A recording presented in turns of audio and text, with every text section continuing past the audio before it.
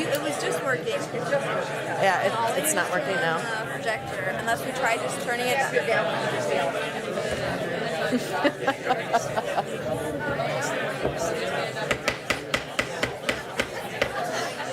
Hey, if you want to speak, I need you to fill out a form. So If you if you haven't haven't already. done it yet, do it. We'll make the microphones work at some point. It's kind of work. Maybe you were just so loud. Okay, thanks.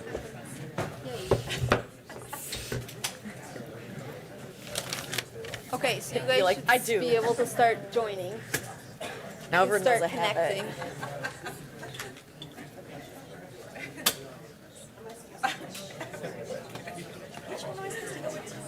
The discussion.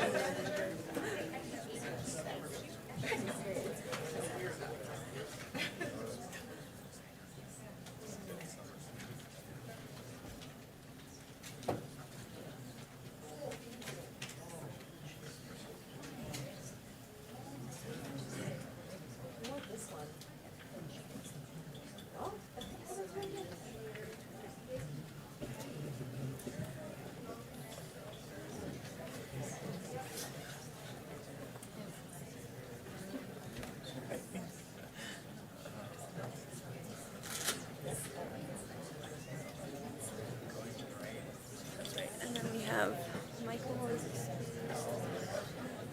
Becky. So we're just waiting on Dawn and Ruby. Yep. All right, we are ready to get this show on the road, but I do need all the council members to sign in. You're in. Just Dawn. We're just waiting on you, Alder Herbst. Sorry to call you out. Nope. We can still blame the technology for being new, I think.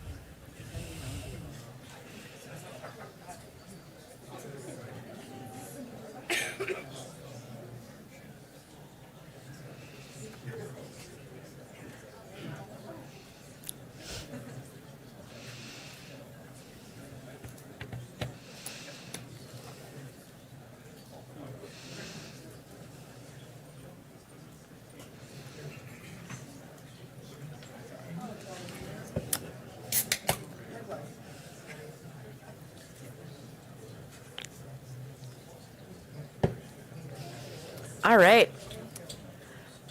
We do have two folks excused tonight. So first of all, welcome everyone. It is Tuesday, September 27th, 2022, and you're at a Common Council of the City of Wausau. Welcome to everybody. The first item on our agenda is the Pledge of Allegiance, so please join me.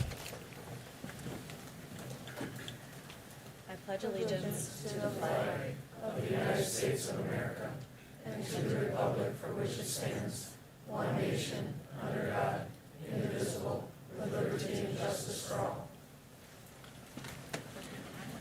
All right, thank you. Next up is roll call. There are 9 members present. Thank you, everyone. We do have quite an array of proclamations. They're all in your packet. We have Hispanic Heritage Month, White Cane Safety Month, Breast Cancer Awareness Month, Dwarfism Awareness and Acceptance Month, Wisconsin American Ginseng Month, Mental Health Awareness Week, Fire Prevention Week, Healthcare Safety and Security Week. I'll let you go ahead and read those on your own because we also have a ton of people who want to speak. So next up on our agenda are pre-registered citizens for matters appearing on the agenda and other public comment. I'm going to start off. The clerk gave me a whole pile, so we'll start off from the beginning. First up, I have Bruce Grau.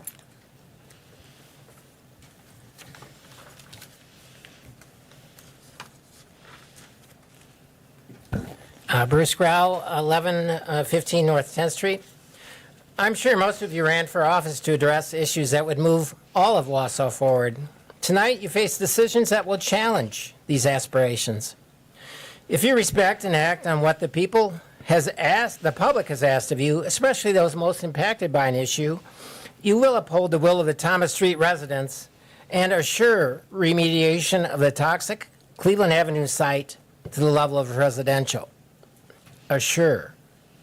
If you believe in an equitable and financially sound approach to spending our hard-earned taxpayer money on development projects, you will champion the strategy that when the bottom is lifted, everybody rises. When presented with no verifiable evidence that previous investments of tens of millions of our hard-earned taxpayer money gone into high-end developments have benefited all of Wausau, you must reject the false narrative of trickle-down economics. When presented with little input from those representing almost half of our population struggling to make ends meet on a daily basis, you cannot agree to take money away that could be used to address massive unmet basic needs, particularly if you look at the eyesore of what the mall has become. It's a monument to the city's financial mismanagement, indifference to poor people, especially the homeless, and currying of business favor. Why would you agree to commit to so much more to high-end development than to affordable housing for the 550 waiting for subsidized housing, the 180 seeking shelter from the winter, those facing 4 years to get into a one-bedroom apartment? Make the business community seek financial backing directly from people who desire their development. The extravagance of their recent gala and show of force tonight prove that they have the resources and organization to be successful at this. How will Wausau move forward when half our residents are once again left behind? How will your altruistic aspirations be realized? Shouldn't progress for all be directed by principles of equity, environmental stewardship, robust public participation, and sound financial management of our precious and limited resources? Please vote in support of the will of the people. Vote for real progress for all. Thank you. Thank you. Next up, I have Darren Wisniewski.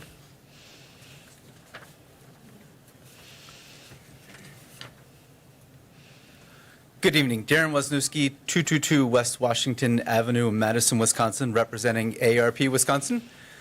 I had the privilege 3.5 years ago to come before this body to recognize Wausau's inclusion into the ARP network of age-friendly communities. And so we're happy to be here tonight speaking in support of a project that's coming on here. So on behalf of ARP Wisconsin and its almost 11,000 members in the Wausau area, please accept this letter in support of the concept of the mall redevelopment project in downtown Wausau. While as a policy we refrain from endorsing any project specifics, we recognize the value in building multifamily housing in Wausau, and specifically the River District. ARP's Livability Index shows a decrease in the percentage of multifamily housing options in Wausau from 2015 to 2022. The addition of these 154 units will help mitigate the downward trend. Our organization recognizes that a livable community has varied housing options to suit one's needs and budgets. This proposed project will offer several housing choices, including studio apartments through 3-bedroom units, and will be beneficial due to Wausau's current and projected household size through 2035, as highlighted in the 2017 Comprehensive Plan. As Wausau policymakers seek to extend the benefits of housing going forward, we urge you to ensure that those benefits are available to people of low and moderate incomes and to those with different mobility challenges and needs. Policies must ensure that these developments provide both housing and transportation options and a range of features that allow people to retain independence as they age. For these reasons, AARP offers the following additional recommendations for future consideration. To ensure that streets are safe and accessible, we encourage and support the city's continued work and hopeful approval of the Complete Streets plans, which began in 2018. And in addition, we encourage city leaders to adopt Vision Zero policies. Both strategies focus on safety and security of pedestrians in the design and operation of transportation facilities. To foster the ability of people to retain their independence, residential housing policies should encourage incorporation of visitability and universal design features. These could include wide doorways and hallways and accessible bathrooms and kitchens. Although the term visitability refers to the design elements that enable mobility-constrained neighbors and relatives to visit socially, the features also allow some degree of aging in place that are relatively low cost. And we applied Wausau's effort to date to facilitate housing affordability, and we suggest future policies should include affordable housing requirements and incentives in mixed-use areas served by high levels of Metro Ride transit to ensure a diverse mix of neighborhoods. ARP Wisconsin appreciates the opportunity to comment on this matter, and we are pleased to see that Wausau is applying an age-friendly lens to its project implementation and look forward to future development. Thank you. Next up, I have Mario Diaz.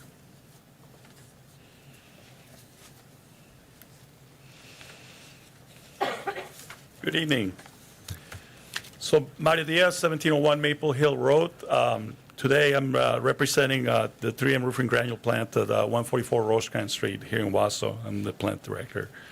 Our team has seen a great deal of change here in Wausau during the 3M's 93-year history. We love this community. We enjoy living in the Wausau area and are very excited about the proposed foundry on third project for our city. As several other businesses have pointed out, it has become difficult to attract people to work in the area. One of the reasons is that Wausau is in dire need of increased housing. Adding developments such as the foundry on Third will help attract new people working in all fields to the city. We feel this and future growth of our downtown will increase quality of life for all that live and work here in Wausau, and we ask for your support of this project, and thank you for your vision to keep our city's future vibrant. Thank you. Next, I have Susan Lang.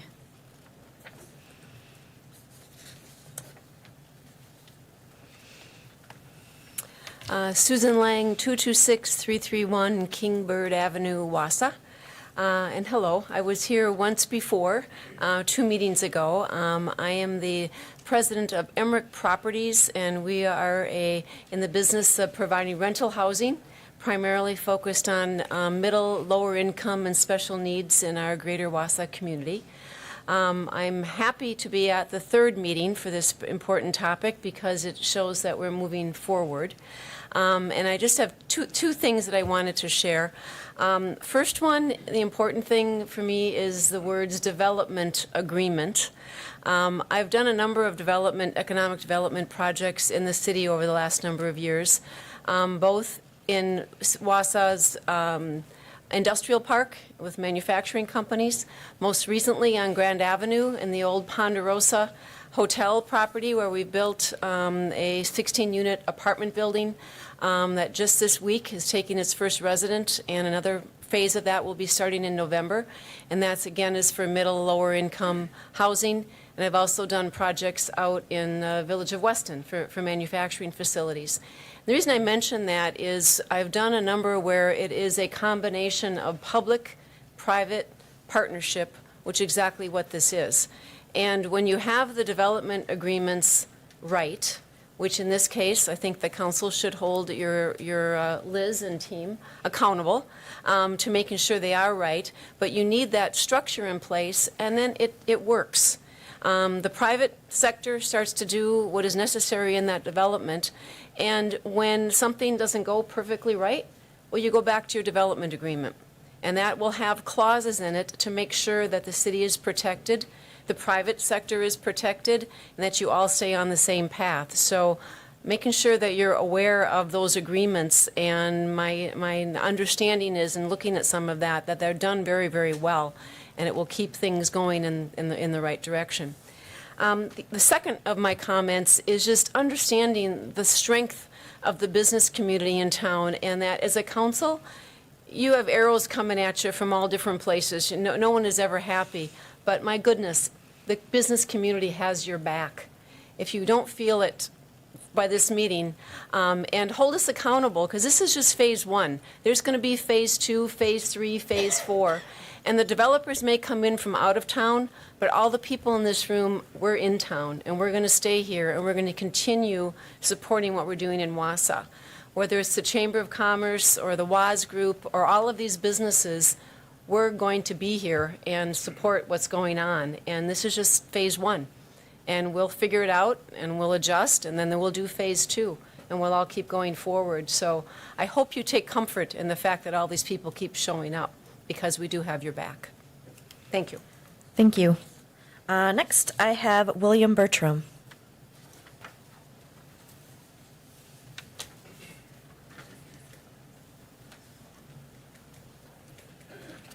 Hey, good evening.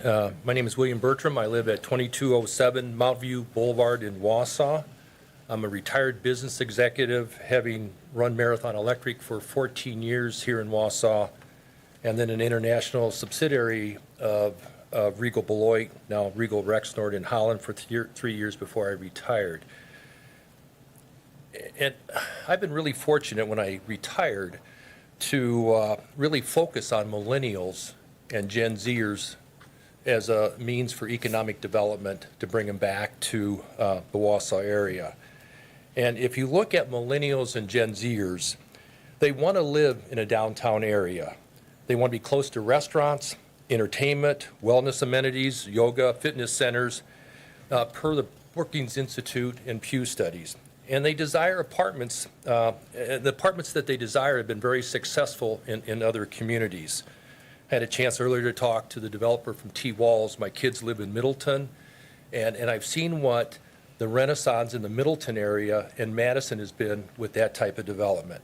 I spend my weekends over in Eau Claire, and if you want to see a city that is successful today, it's that true and tried formula of downtown apartments and amenities in Eau Claire as well as Altoona. And it is a private-public relationship to attract those early developers. What was important for Marathon Electric, when I left, we had over 500 employees here. And when I returned, we had just a hair over 200. It is incredibly difficult to recruit to this community engineers, professionals, as well as people that worked in our factories, our factory here. What this project means is not just increased property taxes. I had the pleasure for 5 years of living downtown when Compass developed the apartments on 3rd Street. I spent my money downtown. I got involved with the downtown. And I do agree with the first speaker. A rising tide does help everybody in a community. It draws other developers in. It will have other amenities in a community, and it helps businesses survive with the rarest of assets that we're all chasing as young people. And today you can work any place in the world, and you can work here in Wausau because of what we offer. So I'm 100% behind this project. I think it's needed in the downtown area, and I think we'll see other future developments and monies flow into our downtown area. Thank you. Thank you. Next up, I have Dr. Jeannie Warden.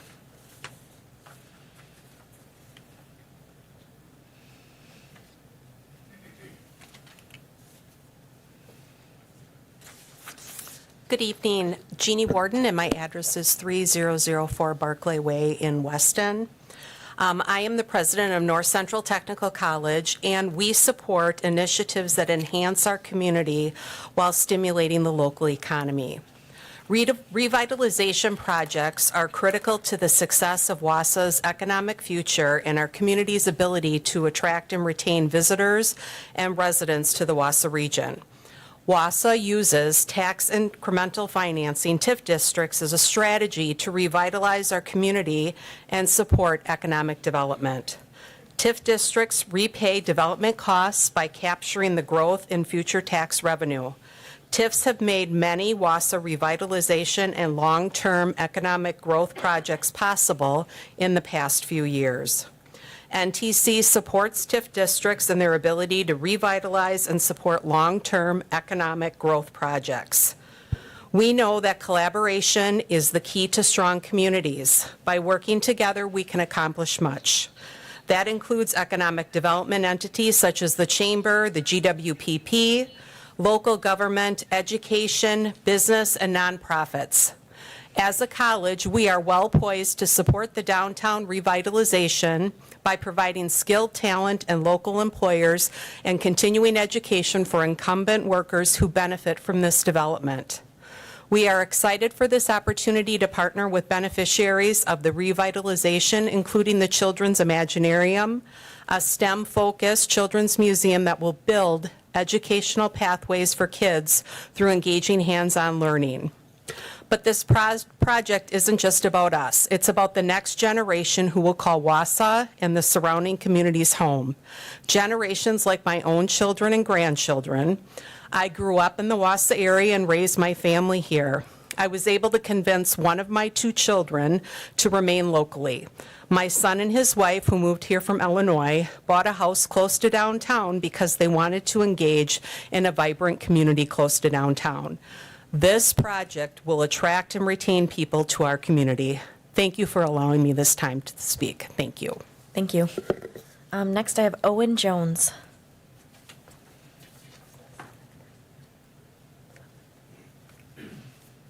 Hey guys. So I spoke 2 times ago, and I decided I'd use math because math has no bias. And so what I did is I built what I do for all assets. So my name's Owen Jones. I live at 723 Country Club Road in Schofield, and I actually serve on the Community Development Authority for City of Schofield. And ironically, we're looking at a similar type project and requests. And so I own a lot of real estate in Marathon County and in central Wisconsin in general. And so one of my expertise is analyzing assets for value retention and optimization and what can be done on an asset. And so your constituents are correct. We shouldn't be using our taxpayer money for bettering people in this way. However, that's not what this is, right? This is a subsidy that's necessary for a particular asset to cash flow.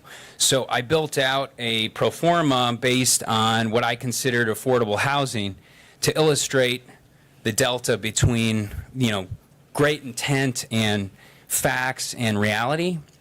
And so I built out a 155 unit apartment complex, and I have a mix of 2-bed studios and 1 bed. My 2 beds are 800.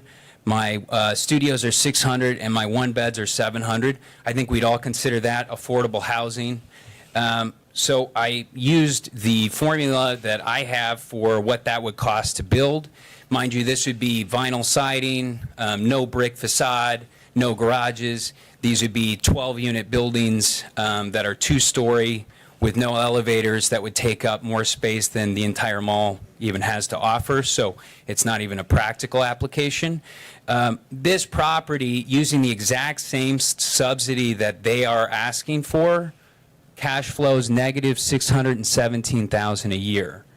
So if we subsidize the taxes completely, which would be a great narrative for your constituents, obviously not. If we subsidize it completely, it would lose $400,000 a year. So my point being that this is something that's required, regardless of rent, to make it cash flow, to encourage outside investment. And the more we do it, the more we increase the upper level and medium level rental units available, which frees up more of what you might call affordable or starting units. So, and my final point is, it's not taxpayer money, and your constituents don't understand how reverse TIF works. It's do you want 100% of nothing, or 50 or 70% of $1 million tax base in perpetuity? That's all I have to say. Thanks. Thank you. Next, I have Chad Kane.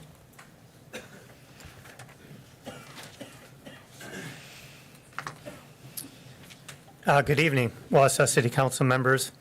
My name is Chad Kane, 500 First Street, here in Wausau. Thank you for allowing me the opportunity to briefly express my views on the matter of Wausau's downtown revitalization efforts. I wholeheartedly support both the overall downtown revitalization plan and specifically, for purposes of tonight's discussion, the proposed Foundry on Third development. I urge you to move forward with the approval of this important initiative. I offer my perspective as president of Wood Trust Bank with Wausau locations in the Dudley Tower and on the corner of Bridge and 3rd Street, as the volunteer board president for the Woodson YMCA Foundation, and as an engaged member of the GWPP. Over the past number of years, I've stood before this council as the campaign chair for the Woodson YMCA's downtown renovation and expansion.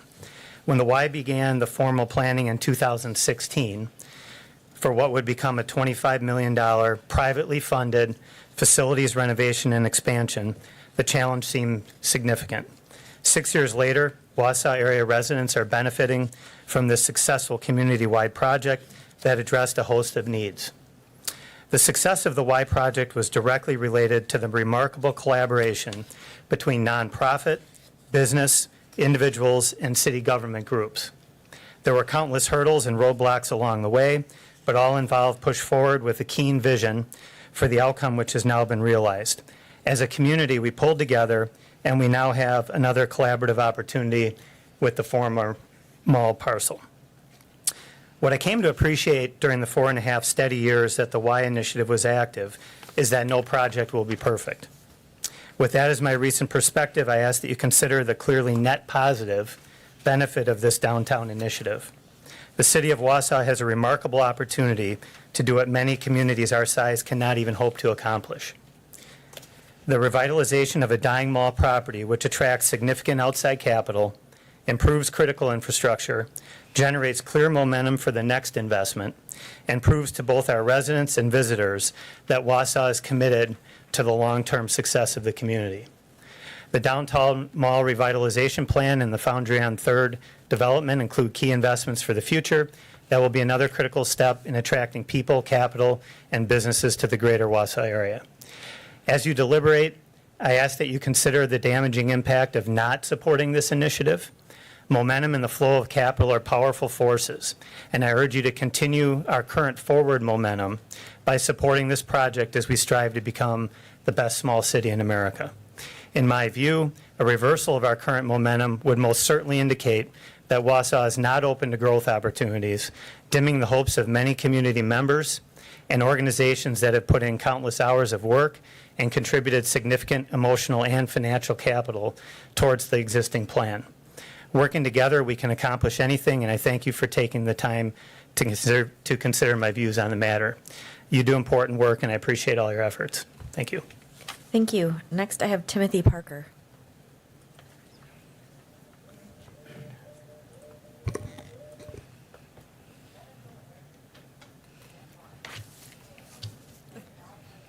They're going to be in and out all night, I think. Okay. Good evening. My name is Tim Parker. I live at 6 North Hill Road here in Wausau. I'm the president and CEO of the Community Foundation of North Central Wisconsin. We envision a region where everyone prospers and succeeds. About 2 years ago, we moved here from Grand Rapids, Michigan. I've seen firsthand the investments necessary to build a competitive and thriving community. Upon visiting Wausau, I fell in love with its people and so many of its wonderful assets. You can see this city's past glory, as well as the hard times it's experienced as business climates changed. The scars that resulted from multiple corporate exits are obvious when you look around the community. I urge you to look back at those good old days to envision our future. A majority of the companies who are currently based here would be thriving if they could find employees. Prospective employees need housing, and workforce housing will stimulate all other aspects of our local economy. Another result will be that we can once again export great products rather than exporting our youth. The downtown development plan was the decision maker for me to move here because if you're not growing, you're dying. Connecting the water to the downtown with cool places to live, directly connected to our existing all-American downtown. It's the best combination of the past, the present, and the future. We can be a place not only where I want to live, but my kids would want to too. Without approval, I'm afraid my move here was under false pretenses. When we moved to Wausau, a gentleman befriended us. He was the project manager for building the mall in 1984. Now at 88 years old, he is in full support of the new plans for the site. He laid the first brick for the mall and would have been delighted to be the first person to swing the wrecking ball to take it down. He gets it, and he's one of our city's best assets. I would love to see Tom Mack lay the first brick for the foundry on 3rd. Regardless of where you stand, here we are. We're running out of time, but we have a solution. We have one proposal on the table. The pros and cons have been deliberated. Right now, we have a horrendous field of cement that is not contributing to our community. We have so many other challenges to focus on next. The door is open for this opportunity. Let's show everyone that we can grow together. Please, let's lock arms as a community and vote yes. Thank you. Next up, Jeff Sargent.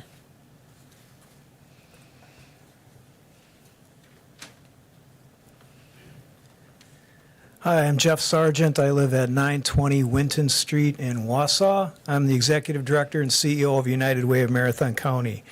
United Way works with our community on the Life Report. And the Life Report is a report that has three purposes: to identify strengths within the community, to identify challenges within our community, and then to look at opportunities for partnerships and collaboration. And if you look at the last Life Report, there's a couple calls to action there, and both of them relate to this project. The first is housing. Housing, as we all know, has been a challenge but also an opportunity. And this project does enhance housing options. There's a need to expand quality, affordable, diverse housing. This includes access to rental housing for all incomes, condos, and housing for midlife professionals. This project does that. Workforce development is another call to action. Marathon County has gained new residents from surrounding rural counties, but has lost residents to larger urban areas in the Midwest. There is a need to continue to develop and promote quality, engaging, entertaining places and amenities to attract people that are accessible to all. To promote opportunities for local employers to enhance recruiting and retention strategies, as well as develop, attract, and retain younger, well-educated workers who are critical to the strong Marathon County workforce. At United Way, we talk about having tools in the toolbox. This project is a tool. We have other tools that our community is working on and has continued to develop. Let's not limit the tools we have at our disposal to make this a great place. This is an opportunity for the community, and United Way works with our community to try to solve challenges like this. And I think our community is coming together around this project, and it's a great tool to add to that toolbox. Thank you. Thank you. Next, I have Rich Totsky.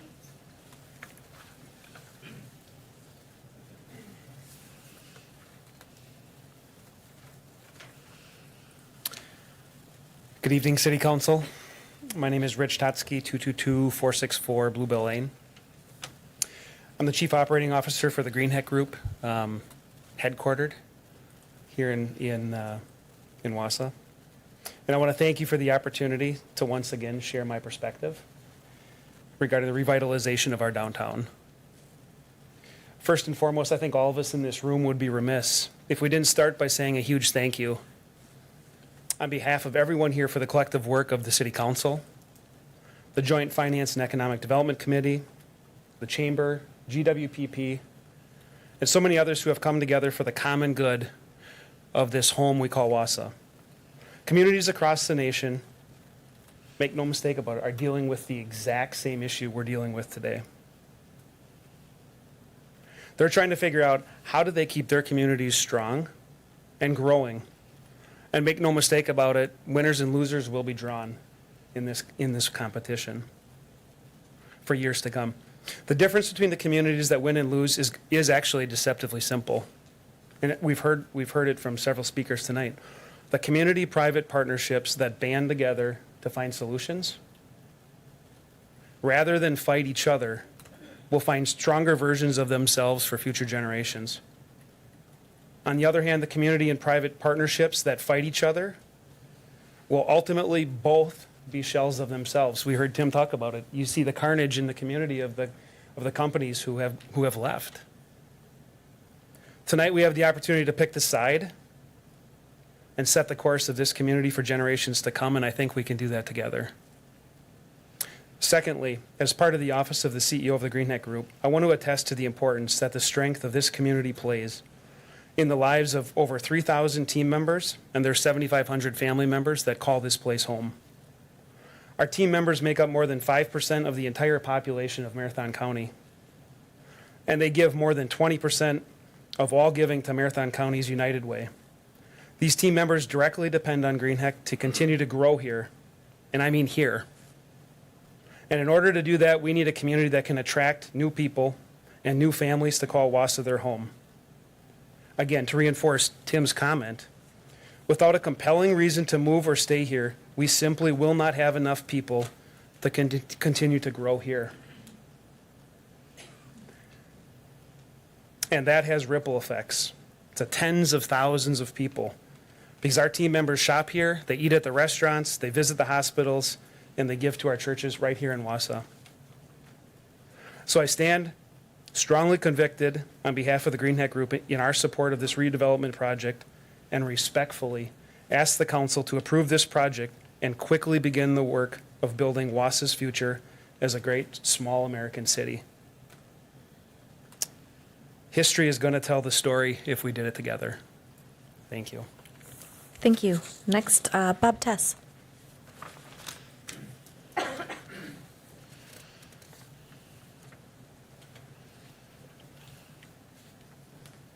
Good evening. My name is Bob Tess. I'm the Chief Finance and Business Services Officer for the Wausau School District. I live at 3201 Oak Ave, Stevens Point. In my role with the school district, I serve on the Joint Review Board anytime tax incremental financing is being considered. In that role, it is my responsibility to protect the best interests of the Wausau School District. And I'm here to remind people tonight, if they don't already know, that tax incremental financing does not adversely affect the school district's budget like people think it does. The school district's budget is limited by the revenue limit, and the revenue limit acts independent of property value. Where tax incremental financing may affect our budget is in our mill rate. And only then it adversely affects our budget if growth inside the tax incremental districts is irregular or a big difference from tax incremental outside district property growth. And in Wausau, inside versus outside is both right around 12.5%. So tax incremental financing has no adverse effect on the Wausau School District budget, and I just want people to remember that. Thank you. Thank you. Next, I have Dan Sosnowski.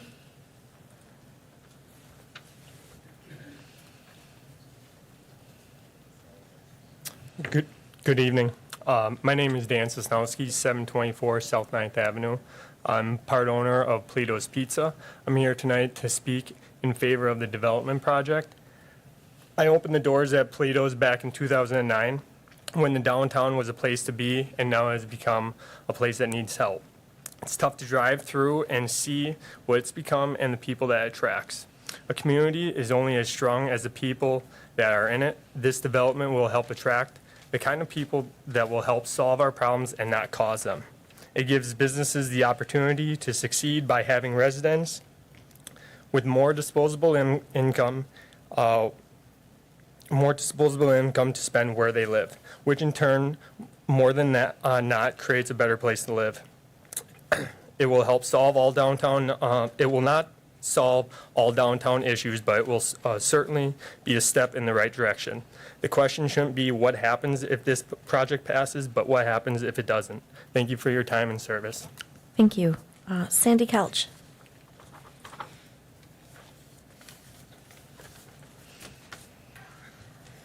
Well, I am not here to talk about the project downtown.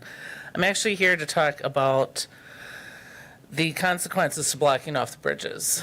And I understand that this project has already been approved, but that there is more funding needed. So at the last meeting, the word compassion in regards to sealing off an area that which provides a barrier from the wind, snow, and ice and elements, I'm sorry, what was mentioned. The new warming shelter was also mentioned as the solution. In reality, it is simply a temporary short-term solution to a very complex problem for 29 of the unhoused. And I am confused how 29 beds will provide shelter for all the unhoused in our community so they don't have to stay under the bridges, which will soon be blocked off as if this budget increase is approved. The CPC is part of a solution of a growing and now out of control problem that Wausau faces. However, we continue to rely on the same approach to homelessness that has not worked in eliminating chronic homelessness. The current approaches have helped a great many people, so they certainly have continued value in our community. However, chronically unhoused, the severely mentally ill, and the most traumatized need alternative programming. There are facts that are being left out in the discussion concerning the bridge project of fencing. It is a fact that the new warming shelter will provide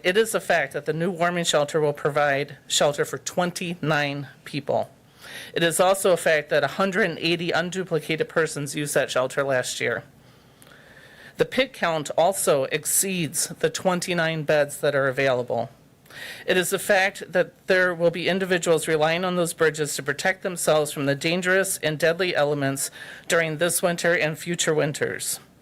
Housing First, which trauma-informed services, has eliminated homelessness up to 98% in many communities across the country. A final fact, the Community Outreach Task Force is not about, and I'm quoting somebody on the council, prolonging their being stalled in a desperate situation through enablements. Rather, we understand, recognize, and acknowledge the chronic, severe, untreated trauma is not solved with a failing mental health care system, 30-day drug and alcohol programs, or temporary shelters. It is also not solved with gentrification, catering to the wealthy, and abundance of overpriced apartments. We are not New York City. We are Wausau, a community built by the working class and a city that once took care of each other. Do not give additional funding to this project. Thank you. Thank you. Next, I have Amanda Ledecky.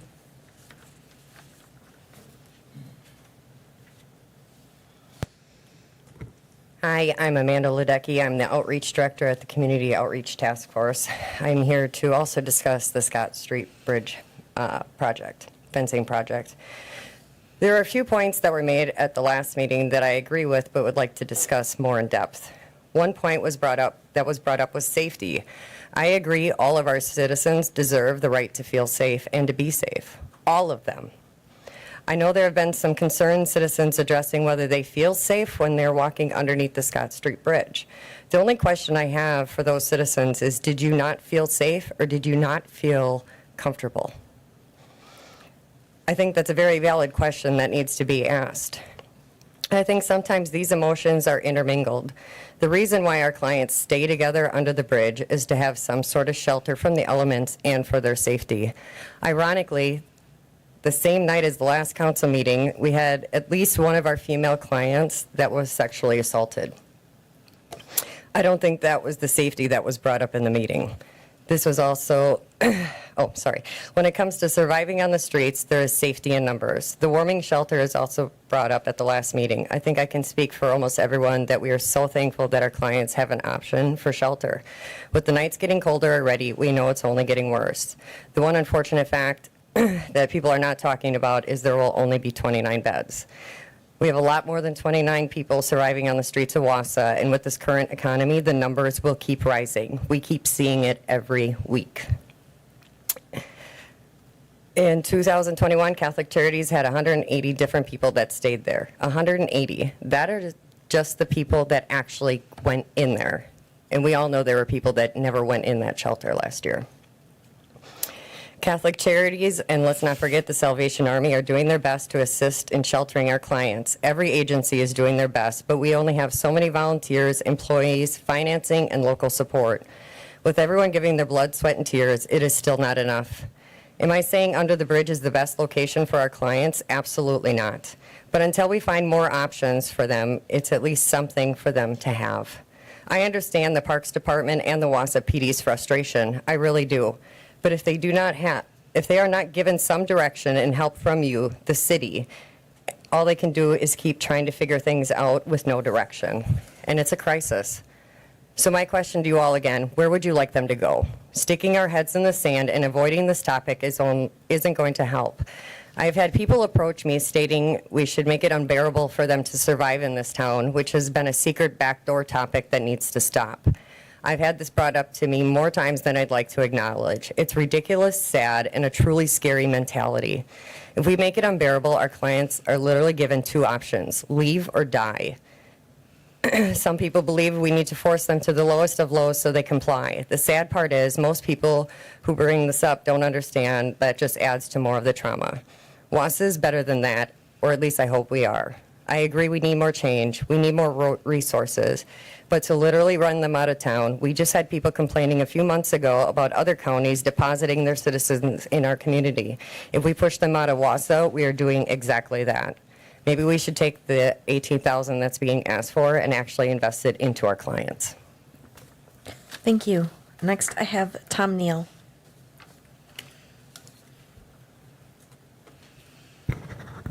Well, good evening, council, mayor, staff.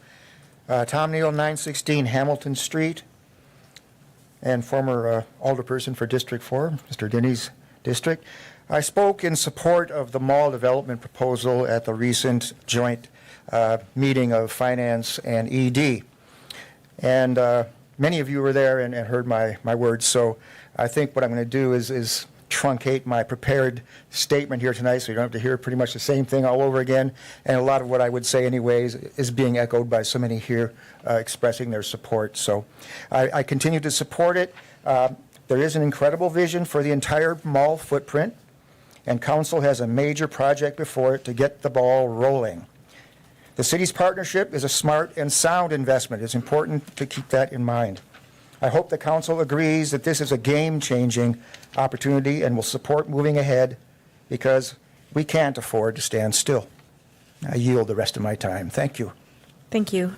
Next, I have Paul Lepre.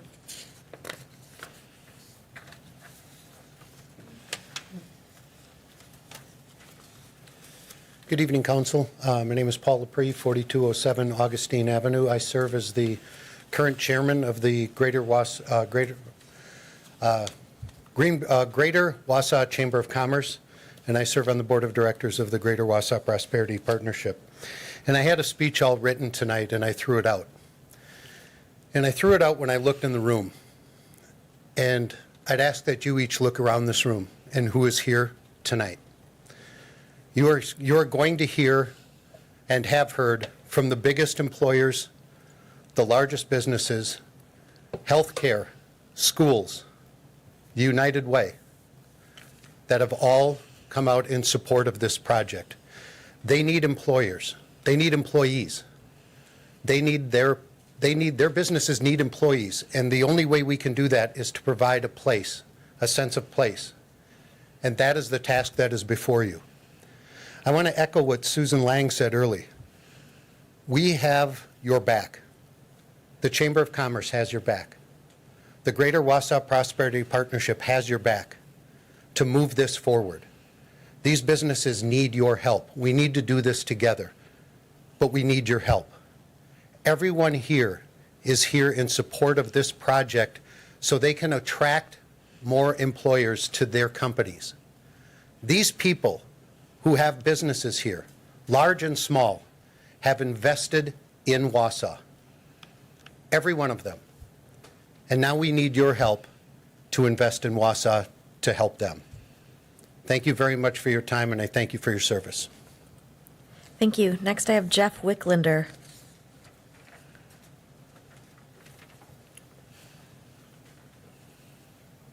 Good evening. Jeff Wicklander, 333 Pine Ridge Boulevard, Wausau. I am the president of Aspirus Wausau Hospital and senior vice president for Aspirus Inc. Aspirus employs over 11,000 individuals to provide care to the community. So our business depends on talented individuals who provide care to Wausau, our surrounding communities, and as many of you know, our 35,000 square footprint. The labor market, as we've discussed tonight, is rapidly changing. Those physicians, nurses, and other healthcare professionals have choices. Tonight we have an option to change the narrative.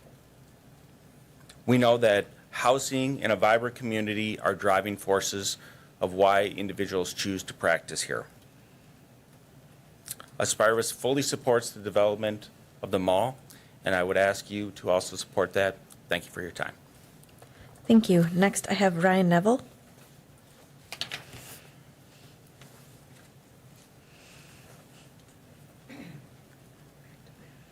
Ryan Neville, Regional President of the Marshall Clinic Health System, 239647 County Road, Owen, Wausau. On behalf of the healthcare and with my colleague Jeff from Aspirus, I'm very proud of the healthcare we provide in this region. I think it's one of the best places to get healthcare in the state. Our strategic goals is to continue to do that. As Jeff mentioned in Marshall Clinic, as we have on our strategy, we need to continue to attract the talent in order to provide that care. As talent comes in and we recruit nationally, we take them and do a community tour. This puts us in a very nice advantage to attract talent to take care of us going forward. Thanks. Thank you. Next up, I have Jeff Stubbe.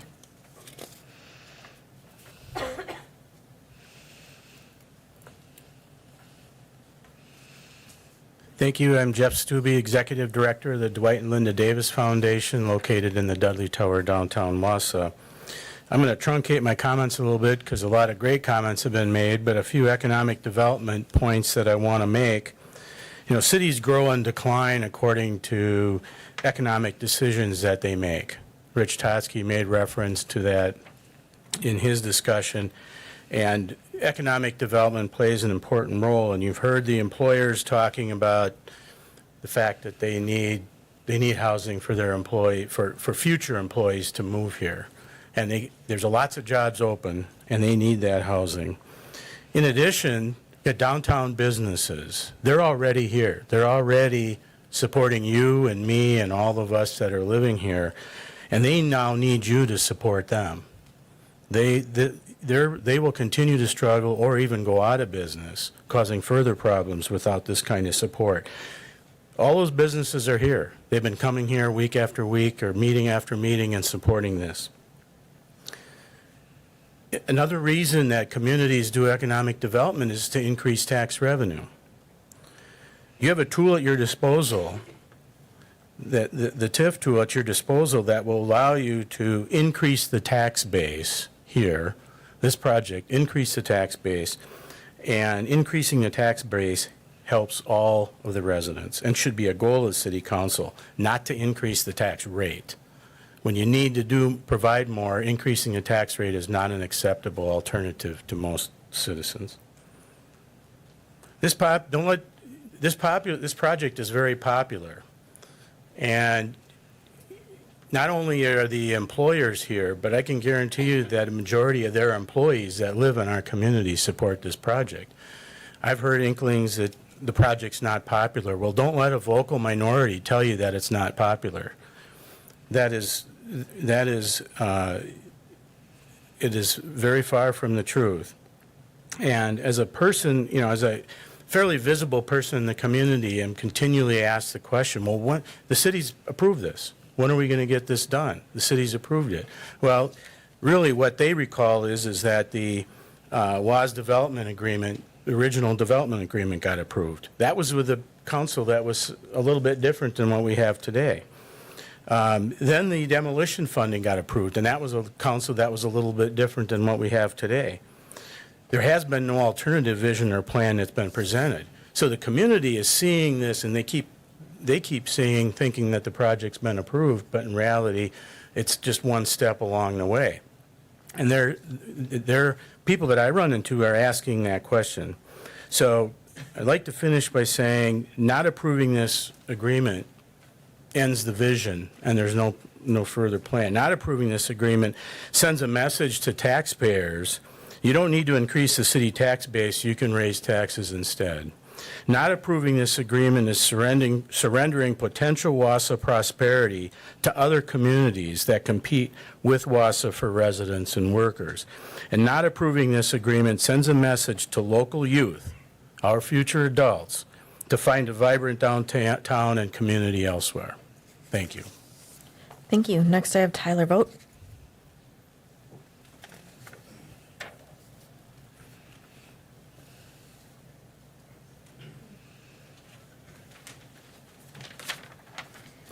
Hi, my name's Tyler Vogt, and I'm a co-owner of Malarkey's Pub. I don't really want to repeat anything I've said up here before, so kind of like everyone else said, I'm just going to make things kind of abbreviated. It seems that we've come to the point in this journey where people are entrenched with their views, and few, if any, are likely to change their minds. And it seems like nearly everyone is speaking in support of this, and so am I. But unlike everybody else, I'd like to reach out to those that are not on board with this project and let them know there's tons of projects like this coming. They're on the horizon, and it doesn't mean we can't work on many of them at the same time. If you're here tonight, you're watching this on YouTube, and you're frustrated or feeling like your voice isn't heard, come to a planning meeting, come to a shareholders meeting, come to an ad hoc committee meeting, express your views and help shape what happens in our town. Don't hate the players, play the game. This one started years ago, and there's literally been dozens of public meetings to help determine these steps we're going through right now. At those meetings, huge numbers of folks express their views and help shape what we're looking at today. There's been studies on parking, walkability, housing, industry, recruitment, retention, and other topics, all pertaining to this moment and all available for our consumption. Personally, I've reached out to many of the aldermen sitting before me, and I found them approachable, professional, and eager to have sincere conversations. Thank you. Appreciate it. As a citizen, I found these meetings productive and receptive. Again, thank you. If you wish to be heard, engage. There are no shortage of opportunities. We are lucky to have so many citizens making responsible decisions and keeping Wausau moving ahead. We have a ton of work to do, and it's all over the place. But we need to start by getting on the same page so we can move forward together. Let's stop bickering online, and let's start working on real-world solutions. And Mr. Stubbe made me think of something, too. Not approving this creates apathy in the people that are engaged. Thank you. Thank you. Next, I have Lada Zhangvang.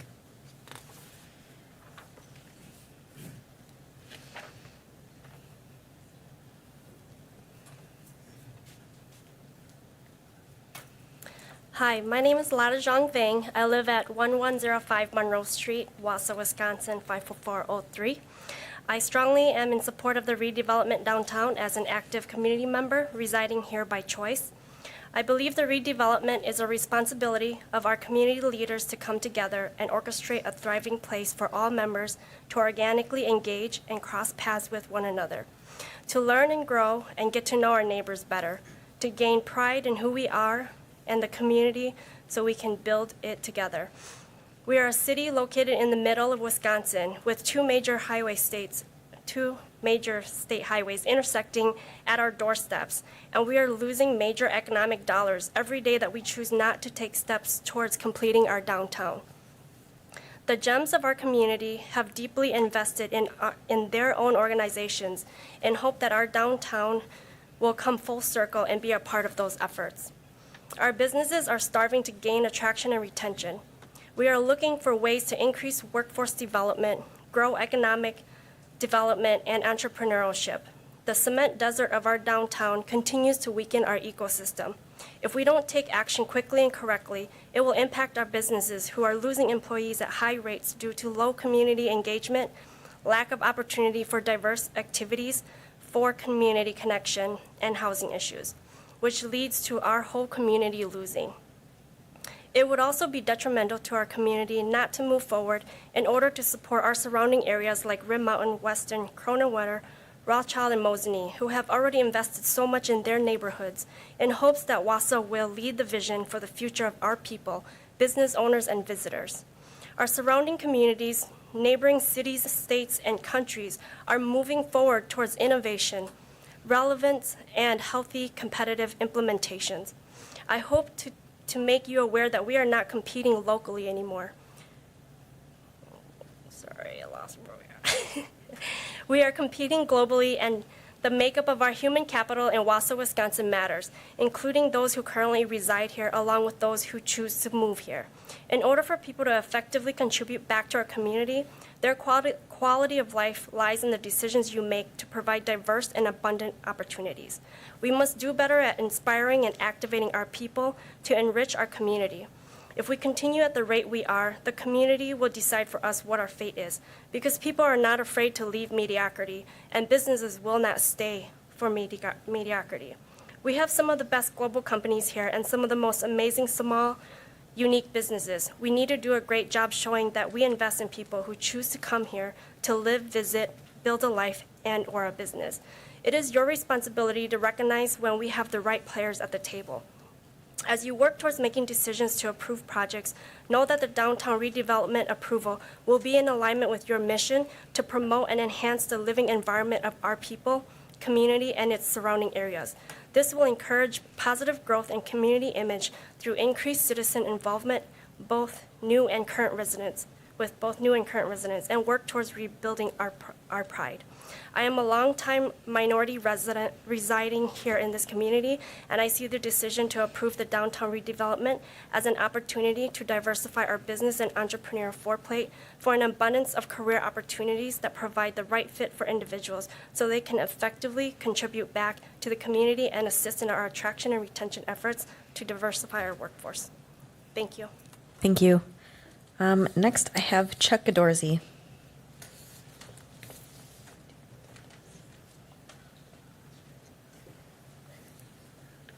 Good evening again. Chuck Gadorzy, 1 Corporate Drive, Wausau. As managing director of this vision to revitalize our downtown, I've had the pleasure of experiencing this groundswell of support being again expressed tonight.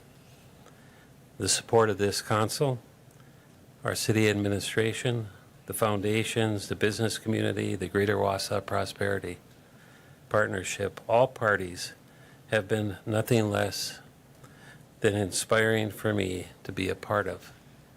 Because as a community of leaders, we have always been determined to always get better, been determined not to be satisfied for standing still, but moving forward, pressing for a brighter future for our city. And in the 25 or 52 years that I have been here, this has certainly been our story. Several weeks ago, I indicated to all of us that we needed to focus laserly on 3 parts of this plan: Block 4, Children's Imaginarium, and our streets. Executing on these 3 objectives make them first in class and will be a catalyst for much more to follow. And we are doing exactly that. Tonight is a major moment in culminating on that focus. We are again raising the bar, moving forward together, making 2023 a robust year for the start of construction for our new streets, Children's Imaginarium, and the Foundry on 3rd. What a great start to an exciting experience. Thank you for your support. Thank you. Next, I have somebody with the last name Lindner, but I can't read the first name. Oh, perfect. Thank you. The first name that goes along with that last name is Lucas Lindner, 917 Single Avenue. Here's a concerned citizen and the next generation that everybody that followed this up has been talking about. Council members, thank you so much for the opportunity to share my story and the story of a lot of similar people that are in our shoes. I hope that you vote to move forward the Foundry on 3rd project and vote yes, because it really benefits a lot of people that are in my current shoes right now. Tonight I'm talking and working with the next generation. Joining me are a high school teacher, an engineer, a special education teacher, interior designer, regional sales director. These are the people that I rub shoulders with every day. They're my community, and they are here as the next generation. They want to show the support for this plan. Growing up in Wausau, we all enjoyed what the mall was. We enjoyed going there with our family, taking pictures with Santa, doing all that. But as adults, we can't wait to enjoy what the Foundry on 3rd can be. You know, you look at this project and everybody's talking about retention and retaining their talent, attracting talent. The talent's right here under your nose. It's standing right behind me. These are the people that go to the farmers markets and support small businesses on Saturday mornings. These are the type of people that volunteer with the Boys and Girls Clubs. These are the type of people that grow this community. The people standing behind me, they're struggling to find places to live, and they're struggling to find reasons to stay here. This project, this community moving forward is a reason for them to stay. Like them, you guys are facing a really tough decision right now, and I understand that, but it's getting a lot easier based on all the information that's being shared and all the support. We all face a tough decision too, and that's staying here. We all have opportunities in much larger cities, friends in other cities, and the only thing holding us here is our love for that community. And you know, every time we talk to those people from outside of this community, we have to defend our decision to stay here. So tonight, I ask you guys, please do not make us defend that decision. And please don't make us defend the decision you guys make, because we love staying in here and we love the prosperity that Wausau has. So thank you very much, and I hope that you vote to support this project. Thank you. Next, I have Keith Hiltz. I'm gonna. Keith Hiltz, yeah, thank you. I know we all want to clap, but I'm gonna tamp down. No clapping. Sorry, I didn't hear the clapping over the applause. Good evening. Thank you for your service to the community, and thank you for the opportunity to speak tonight. I would echo many of the same sentiments. I'm Keith Hiltz. I'm the superintendent of the Wausau School District. I'll simply share that I'm here to let the council know that this project will be offer some important supports for some strategic interests for the district, as you've heard tonight. A dynamic downtown helps to attract quality employees. It also encourages our young people to want to stay here, as you've heard very recently. We're working to prepare them for successful lives after high school. Let's do what we can to encourage them to live that life in Wausau. I ask that you approve this project tonight so that our students and staff will have an attractive, safe, exciting place to live, work, and play. Isn't it great that people see the potential in Wausau and are willing to invest in us and our city? They see the potential in Wausau in the same way I see potential in our students. I have the privilege every day to see the excitement in their eyes, the tremendous talent they bring, and the future they want to build. So I ask you tonight to help them build that future. Thank you very much. Thank you. Next, James Tipple.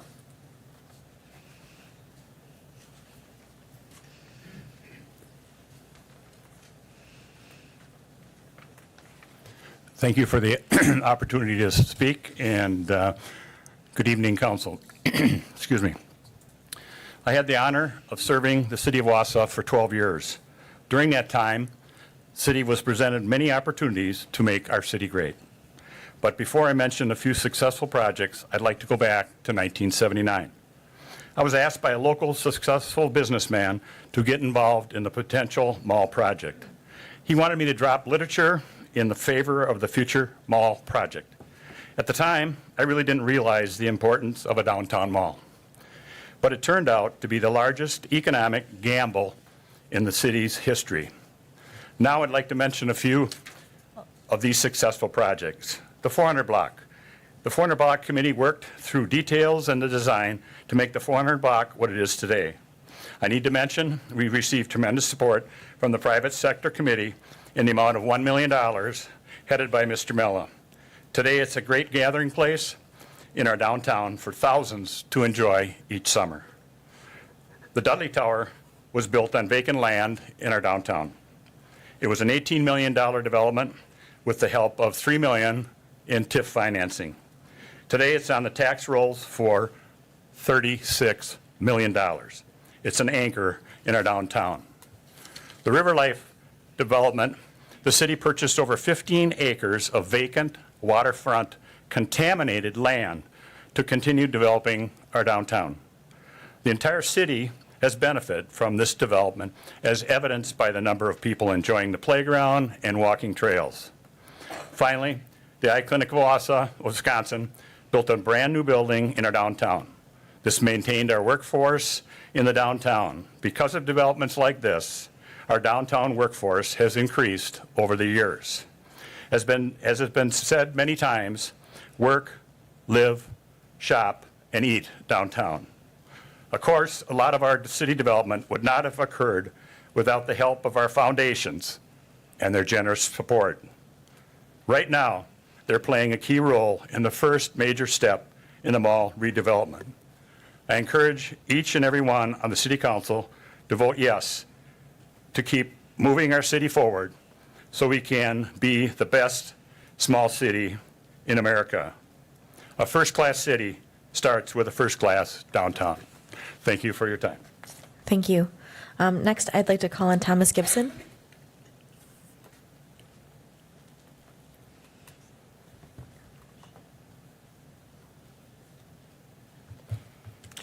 Good evening. I'm Thomas Gibson, Chancellor of the University of Wisconsin-Stevens Point. As Chancellor of your four-year university campus here in Wausau, I want to express my strong support of the Foundry on 3rd Downtown Revitalization Project. Placemaking initiatives such as these are critical to grow our community by creating an engaging place to live, learn, work, and play. This project will build on the vibrancy of the downtown area. A newly revitalized downtown will help attract and retain the next generation of talent, including our students, faculty, and staff. As longtime partners in the community's success, UW-Stevens Point at Wausau joins the many businesses, organizations, and individuals working together to bring students and young professionals to our community. We continue to build new programs and enhance educational opportunities that are aligned with our business and community partners in creating a strong talent pipeline. Our strategic interests at UW-Stevens Point at Wausau are aligned with this plan. I ask that you vote yes to approve this development. Thank you. Thank you. Next, I have Mary Ellen Schill.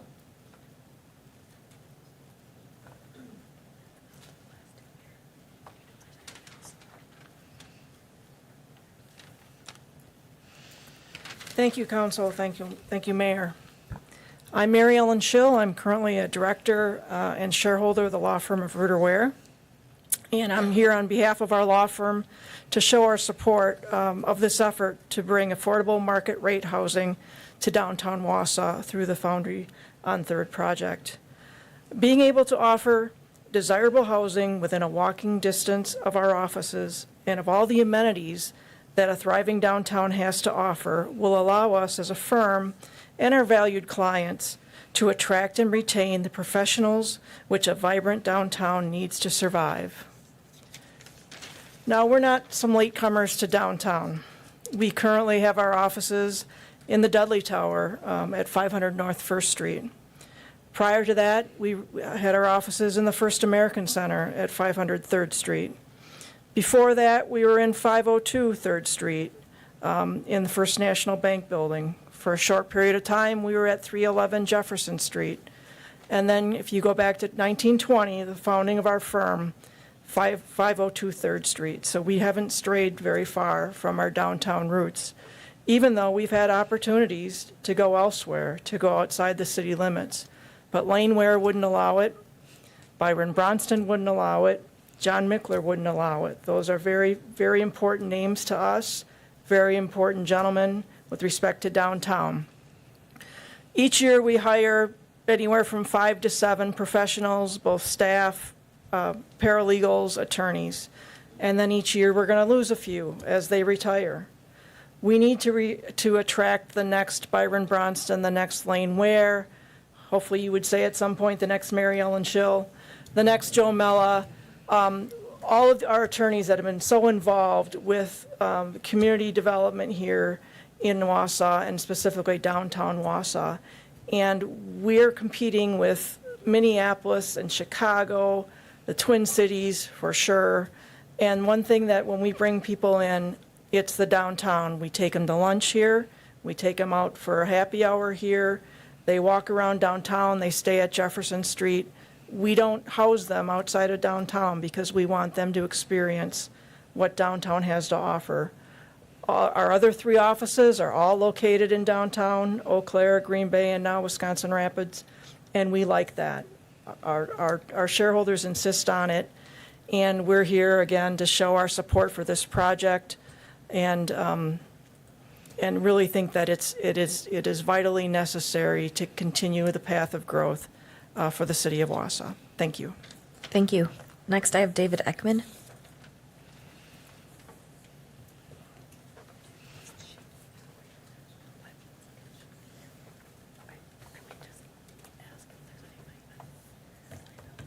Dave Ekman, I live at 16 Fulton Street, River Life. I'm privileged and I'm proud to be the Chamber of Commerce President and CEO and the President of the Greater Wausau Prosperity Partnership. Chamber's been here for 110 years. Generations of business leaders here building this community to where we are today. I'm proud of all of you for being here to fight for the 21st century transformation that we require. This morning, I got in my car and I was heading over to Eau Claire with about 100 Chamber of Commerce execs and economic development professionals. And I got to thinking about on the ride over, we started this journey 3 years ago and have gone through iterative processes with this council, and thank you, because that was a strong public-private partnership. We're here tonight. One more time. I get over to Eau Claire, and I'm driving around downtown, and you can see the transformation that has taken place there with the Pablo Center, with Haymarket, in the investments taking down on the street in partnership with business and industry, tech firms, and a university. We have that opportunity here. I got into the forum with my chamber peers, economic development professionals, and I sat and talked about me coming back here tonight to have this conversation with all of you. In that communities like Eau Claire, Appleton, Sheboygan, Oshkosh, Waukesha, Eau Claire, talking about the importance of downtown vibrancy. They're doing it. We need to do it. When I share the story, because they were here about 5 years ago, and I share the story about the mall, not there, and revitalizing it, 9 acres. 9 acres of landscape to create our future. We have that opportunity now, right now. We can make that change, make that move tonight. But here's my closing comment, and this is really interesting. As the chair of the WCCE, I got to welcome the City of Eau Claire Council President, Terry Weld, and welcome him to the podium. And he came up and he spoke 5 minutes about welcome to Eau Claire. Please enjoy, walk our downtown vibrancy. Direct words to all of us in that room. You have that opportunity tonight. Thank you. Thank you. Next and last up, I have Tim White. If you signed up and I didn't call your name after Tim comments, let me know. Tim White. I live at 225-721 Swan Avenue. I am the Executive Director of the Wausau Central Wisconsin Convention and Visitors Bureau, home of visitwausau.com. It just launched live today. Tell us the mistakes that are on it. There's probably not as many as there was before. So, Common Council, thank you for doing the hard work of listening. It's hard. I think you should stand up and stretch after this. I didn't move to Chicago from Chicago to become the director of Visit Wausau. Big surprise. We came to the area, my wife and I, because of the area, how different it was from when I left the Point area in college, all the arts and the culture. My goodness, the outdoor amenities, and then just the warmness and welcomeness of the people of the area as well. And if I have learned anything during the pandemic, it's that either or thinking is not very healthy. I believe we need both and thinking. Affordable housing is very important. Creating a community for all is vital. And we need the mall revitalization project. When visitors see a community that are planning for the future as well as have a concern for its present residents, they see a healthy place to live. When visitors see sustainability and long-term growth as a priority, they see a community that they could work in and live in. We aren't a tourist town, thank God. We don't need to be a tourist town. The data we see is that vibrant, walkable downtowns are an exciting draw to visitors, to people when they enjoy the urban amenities that we have, and we have so many things that bigger cities have, but the thing they don't have is that small town hospitality. We have both and. So I've seen communities in Illinois do cookie cutter copycat plans. The ones next to us did this, the other ones did this, and it comes out to be kind of a boring sameness. But I believe this plan is unique to this community because it provides both opportunities for current residents and an attractive destination for new residents. By the way, right now, if you go to Google Maps and you type in Wausau, Wisconsin, the red dot goes to the slab of concrete. Please, let's not have the slab of concrete be the final destination of Wausau, Wisconsin. Thank you. Great. Thank you. Is there anybody that signed up to speak but I didn't call on you? Okay. Thank you. We got through you. Alrighty. Next up, we have our consent agenda, but I will be pulling file number 220910. That's a resolution from CISM to be considered separately. And I guess we are also pulling the minutes on. That's file number 220901. So I would entertain a motion for the consent agenda. That's 220909, 181011, and 751138. Do I have a motion? I do. I have a motion by Alder Watson and a second by Alder Herbst. Alder Gisselman has requested to speak.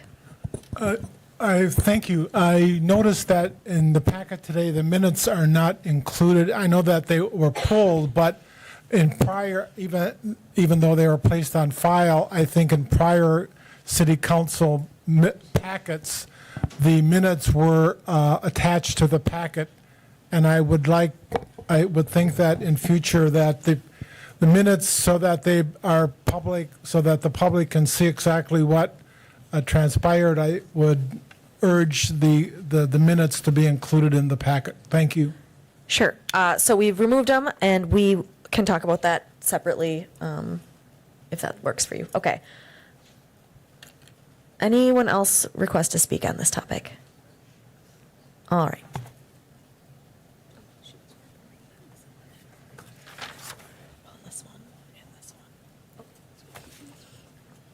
Good. Okay.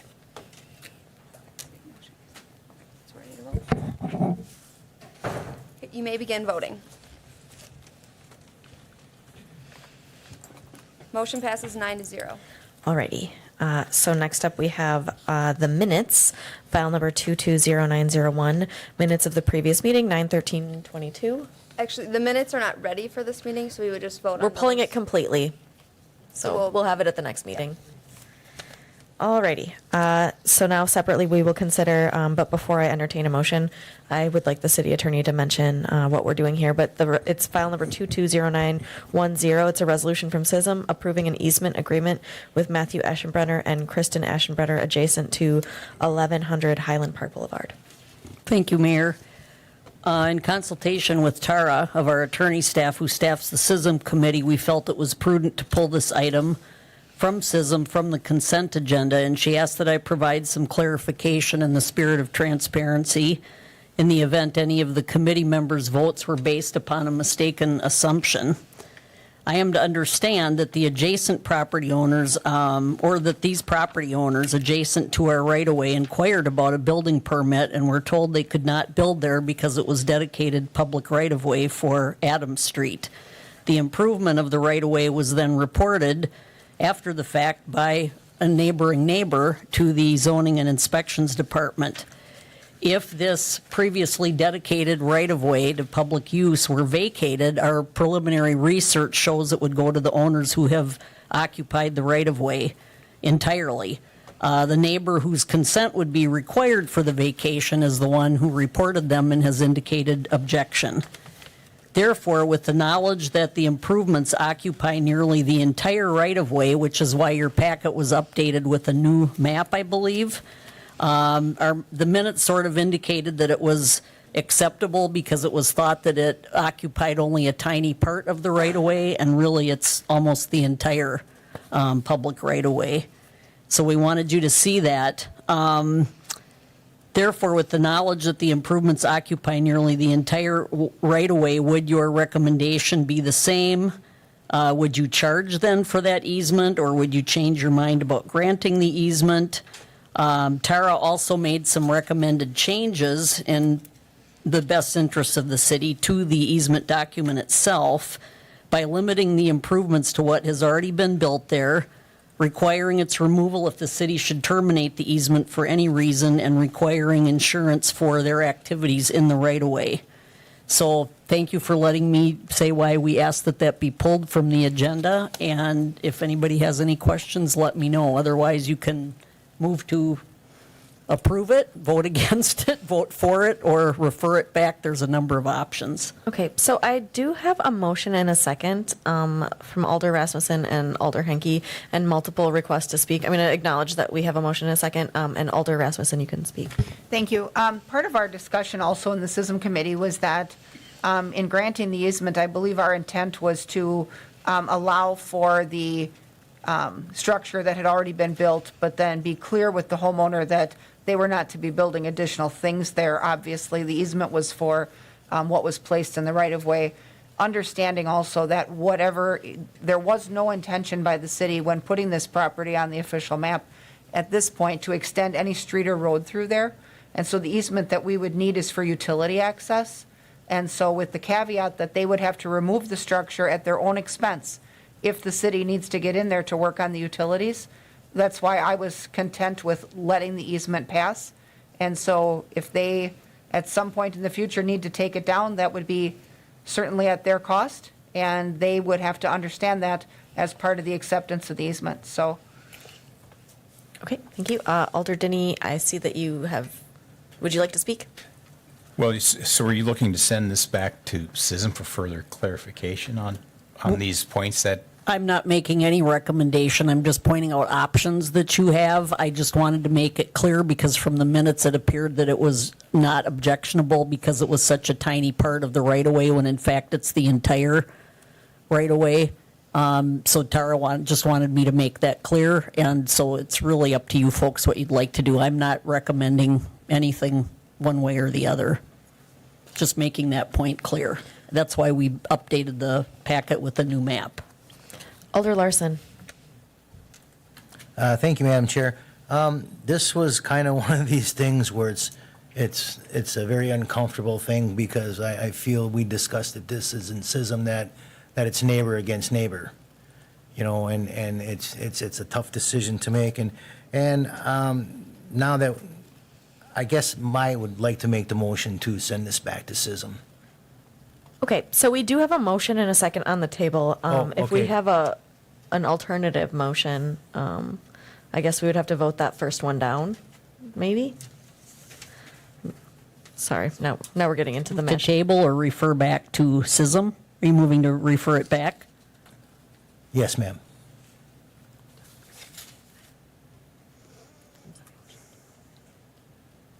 Okay. Can I wait?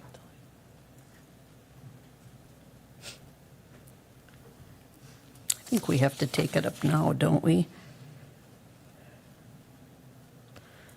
I'll just let you know that for those at home or sitting here, we do have a motion to amend this from It an can't be alder as well. debated, it can't be amended. Why can't it be?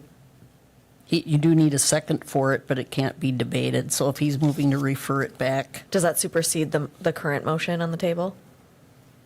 If we already have a motion to approve? an established order of precedence, so We're all learning Robert's rules together. amend a motion.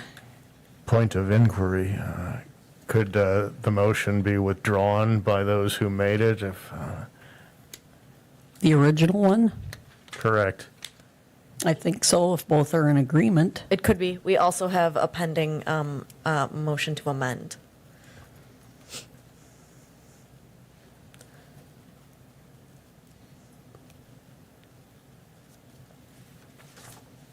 Is there anybody that would like to withdraw or?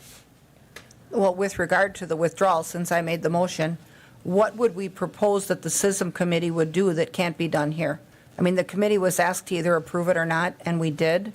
So if we wanted to make the other decision, we would just vote no, and then the inspection department would go over and tell the people they need to tear down the structure. So I don't think the SISM committee has any other option.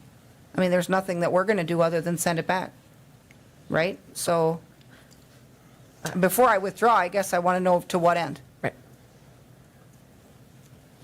And to introduce business, if you make a motion to amend that, well, that other one is pending, that's above introducing business in the order of precedence, so you can move to amend it.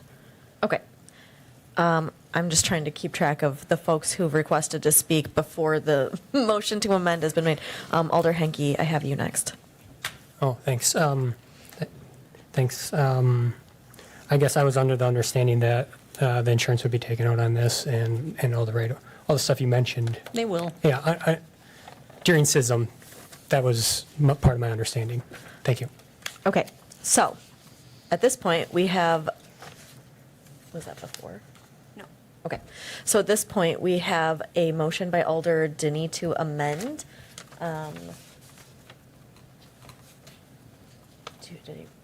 Would you like to talk about what your motion to amend would be?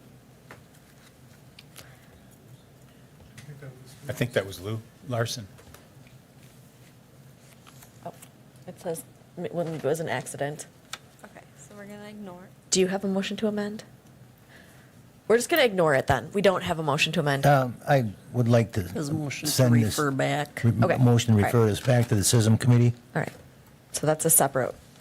Let's take that one first. To refer back? Yeah. Even though it was received after the motion to approve? I think so. All right. I'm going to call on the folks in order here to Alder Gisselman.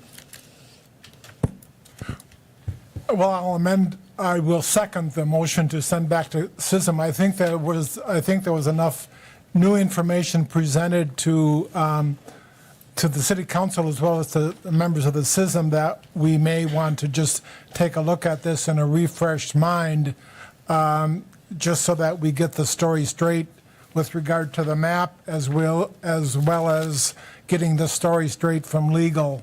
I just need to hear that out again and review it, since we have this new stories presented to us this evening. I would feel much more comfortable if it was presented, and then we can get the full story and then come back to the city council with a recommendation. I think that deciding this on the fly this evening, I think, bothers me, so I will second it to send it back to SISM. All right, we're figuring out what happened here with the motion in the second, but Alder Denny, you've requested to speak. No, I'm done. Oh, okay. All right, so to be clear, you're voting on a refer back, and that motion was made by Alder Larson, and the second was made by Alder Gisselman. So that is what we're voting on right now.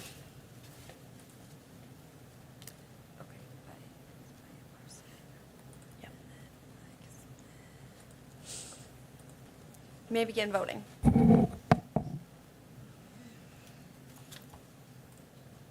Motion passes 7-2. All right, so SISM, you'll take this up and discuss more. Thank you. All right. Next up, we don't have any mayor's appointments, so we're moving on to file number 220108. It's a resolution from the Public Health and Safety Committee approving an operator's license for Kim Waits. It failed 2-3 at committee. I guess I would entertain a motion if there is one. I have a motion by Alder Herbst and a second by Alder Larson. I don't know if our Alder Rasmussen. Thank you. Obviously, the Public Health and Safety Committee has published criteria that's used when a license is either accepted or denied. Ms. Waits has an extensive background that led to the recommendation for denial of that license. And we did talk with her in the Public Health and Safety Committee. And, immediately after that discussion happened, we also then afterward were advised by the legal department that we need to exercise caution as a committee and follow the published criteria for when we will and will not grant a license, and that if we get into a point where we are making emotional decisions based on the story that's told by the applicant, that we could be treading in some very difficult liability territory for the city.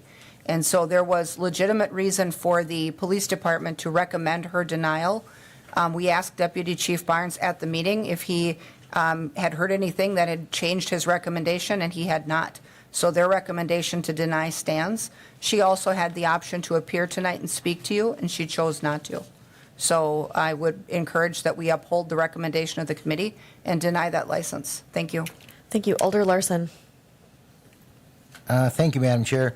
I am one of the ones that voted to grant her the license because I feel that she was here and she presented herself. She's a single mom who supports, has 3 children to support. And I really think in this day and age that we ought to maybe re-examine how we do things at Public Health and Safety. And I too did receive the stuff in the emails just as everybody else did. But I mean, this is one of these situations here where, do we want to help a person and give them a second chance or lift them up? Or do we want to put them out on the streets and then deal with them as a homeless person? So I am going to stick with my vote, and I'm going to vote for her to get this license. Thank you. Thank you. Alder Gisselman. Mr. Larson obviously was one. I know that there were two votes. If the other person would speak and give your opinion, I would appreciate that. Thank you. He is in the queue. I will call on you in a second. Yes. Alder Henke. Thank you. Good one. I really wanted to support this, but the ramifications were just too great, I felt. I wholeheartedly support giving people second chances and everything, but I'm really looking forward to our next Public Health and Safety meeting when we actually get to look at our procedure for denial and perhaps adjust that and change that, because I think there's some things we can do there. And just a clarifying question, we're voting to approve? That is how the motion license was made. Yep. Okay. Thank you. Yep. Alder Denny. Okay, I also supported this license based on the person's testimony, and I guess my question would be, why do we allow someone to come in to speak on their behalf if we're really not intending to listen to what they have to say? So I think we should give a person a chance to speak. We did that, and whether you like to approve or not, I think we should always extend that opportunity for people to speak on their behalf, and I'll continue to support this one. Thank you. Alder Rasmussen. Thank you. The reason that we allow them to approach the committee and the council is to offer a couple of things. Statutorily, we are obligated to allow them to show proof of rehabilitation. They can bring in the appropriate documentation. They can submit that to the clerk for our review, and they can also offer either references or testimony from people who support them. Often employers will accompany them. So we do, through due process, offer them the opportunity to show rehabilitation or to point out elements of their record that may be factually inaccurate. Some also appear with pending charges. And so if it's a matter of charges being adjudicated or that there's an expectation that certain charges will either be waived or dropped, they need the ability to tell us that. That's not the case with this applicant. And so, I would urge you to stay the course. I have asked Nate Miller, our Assistant City Attorney, at the next Public Health and Safety Committee meeting to offer us some training as to how these decisions get made, what the statute requires of us, why the police department is making the decision and not us, and it's to remove politics from the decision-making, and then what criteria they use. Now, we can examine that criteria, but when those elements of the criteria are relevant to the job the person is seeking to do, we need to follow that criteria, or every time we don't, we basically render that moot. So, thank you. Thank you. Alder Larson. Thank you, Madam Chair. What I forgot to add is I also reached out to her place of employment, and they are, it's a tobacco outlet on 17th Avenue, and they are, if they are willing to reinvest in her, I think that we ought to be willing to reinvest in her. Thank you. Thank you. Alder Denny. Okay, so sounds like we have some training upcoming that potentially we are not prepared to make this decision tonight. And I can understand why the person didn't show up to speak today in front of this crowd. So I would move that we push this to the next meeting. Okay, I have a motion now that we table until the next meeting. Is there a second? Are you postponing to the next council meeting? Or referring it back to public health and safety? Just to be clear. To the next council meeting following our training at public health and safety. Okay, thank you. Okay, so I have a motion. I have a second by Alder Killian. Stand by while we type in some information here.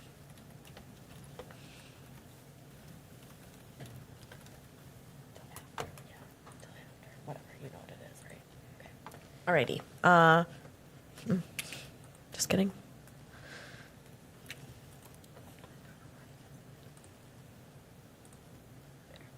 All right. Is there? The motion was by Alder Denny and the second was by Alder Killian. Yep. All right. Is there anybody else that would request to speak? Oh, Alder Rasmussen. Thank you. Just to note, if we are referring this back, Point of order, Alder Rasmussen already we're had on her a 2 times. different motion. We are on a different motion. Anyway, note that the criteria for the decision-making has not changed. If in future months, we would opt to change that criteria, that would change the status of this particular applicant, even if she's denied, she has the right to reapply. But at this point, a refer back will end up with a review of the exact same criteria because we've made no changes. So my expectation is that the recommendation of the police department will be no different. Thank you. Thank you. Alder Denny. Sure. Well, the implication there then is that we have some legal liability on us to make these decisions, and I'd like to know what that is before I put myself and my colleagues in jeopardy further, and give the proper service to the person who's appealing this. Thank you. Alder Lukens.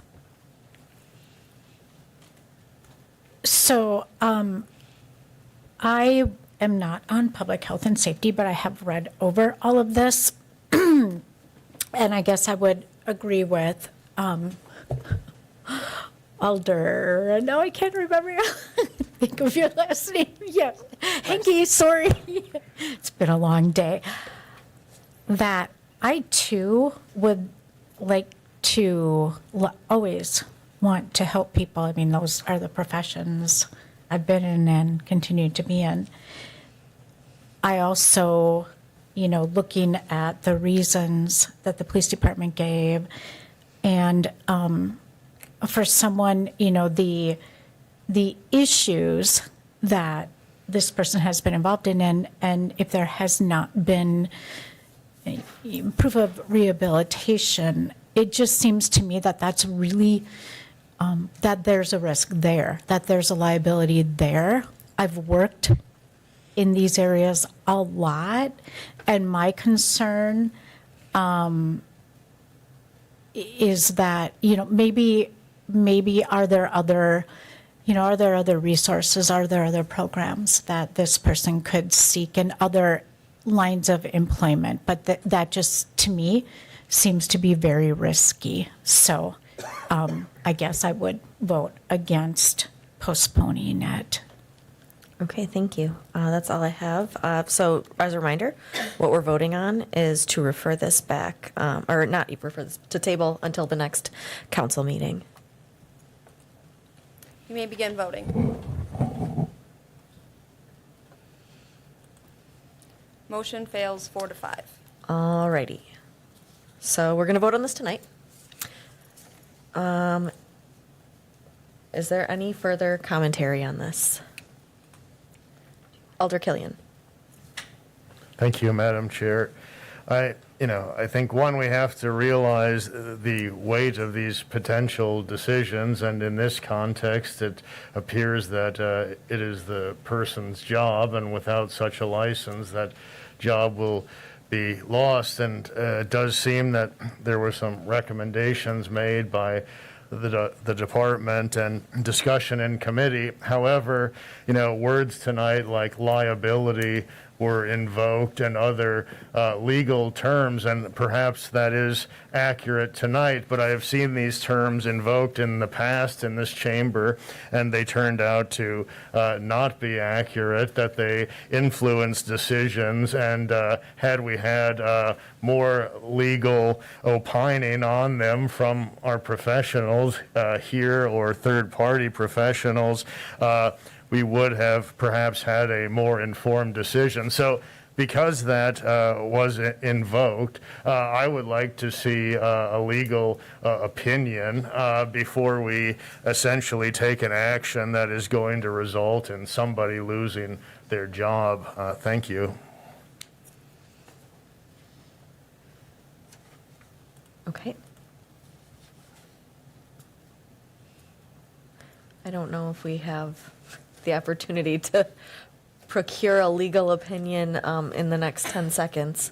Probably not. Okay. I mean, I used to staff public health and safety. The laws have changed a little bit since then. Tara did it, now Nate did it. So we had a little discussion with Alder Henke right before the Finance Committee meeting. And I did review this, and as Lisa Rasmussen said, this is our policy. It was in the packet before the public health and safety meeting. It just became a concern for our staff attorney when he noticed that it didn't appear that you were following the policy adopted by the former council, and that it could raise some liability for the city in a number of different ways. So while this isn't a legal opinion, this is his legal memo that was included in the packet this evening explaining the state statute and the city's policy with regard to whether you can deny a license. And we can't be more generous. We can be more restrictive on the license, but we can't be more generous with our policy. We can't trump state statute. So he's laid that out for you factually here. And he's just saying this is what we need to follow. So there's not a lot of room for discretion, given the policy that's been long adopted that they've been following. And that's known by the police chief. That goes to them. He makes his recommendation. You can change that in the future, but then like Lisa said, you're going to then, for this woman, I would think you would allow her to reapply if you're going to judge the application under a different standard. But the policy was vetted through a long process a long time ago to avoid the subjectivity that might come into play. We're all human beings after all, and we all want to be compassionate and give people second chances, but we also have to be mindful of the city's pitfalls, and so we want to make sure that we treat every applicant consistently and fairly, and that's why that policy was developed, that they'll look at, offenses, 2 convictions within the last 5 years of submission of the application, or 3 convictions within the last 10 years of submission. That's not statute, that's your local policy. But this has always been there, and it was in the packet before public health and safety considered it. So I'm not sure Mr. Miller would give you a legal opinion that you should or shouldn't deny it, but he would give you legal advice. This is what the statute says, this is what the policy says, and that's what's in here. And that's what you need to look at in making your determination. Thank you, and I was certainly not asking for an immediate Okay. magic wand legal opinion, nor was I referring to Mr. Miller's commentary. I was referring to the word choice of the gentle lady from District 7 who had invoked liability. So I wish we could have had the training before making a decision, again, that could have such a consequence on someone's life. And yes, moving forward, just as we do with development agreements, when the word liability is invoked, I'd like to know how much exposure there is, and I think that would be a logical way to approach this. Thank you. You're welcome. All right, I'm not seeing any more requests to speak, so as a reminder, you are voting on approving the license application of Kim Waits. So You may begin voting. Motion fails 3-6. thank you. Next up, we have file number 220911. It's a resolution from the Finance Committee authorizing the issuance and establishing parameters for the sale of not to exceed $3,795,000 in general obligation promissory notes, Series 2022A. I have a motion by Alder Rasmussen and a second by Alder Watson. We have a presentation and a spiel by our, welcome. Thank you, Mayor. Council members, Phil Cosson with Ellers. I'll give you the short spiel. How does Thank that you. sound? All right. You have two documents in your packet. The first is a pre-sale report that we put together that really outlines the issue at hand and then goes through some of the timing issues as well. The second document is a parameters resolution, and we're asking you tonight to approve the parameters resolution. And I'll talk about that in a little more detail. What this is in kind of short order here is financing the capital projects that were part of your 2022 budget. We're a little later in the year than we typically are. We typically are in front of you more in either late spring, early summer, looking at financing the capital projects that you authorized as part of the budgetary process. So a little later this year for a number of reasons, but the dollar amount that we are asking you to authorize tonight is $3,795,000. It's a not to exceed amount. The amount in the capital budget that for the 2022 was $3.7 million. The difference between the two are issuance expenses, bond attorney fees, et cetera, that are part of the issue. Like we've done historically here, this is a 10-year note. The 10-year note means that you're going to amortize the debt over 10 years. That gives you maximum flexibility if the monies can be moved around between projects.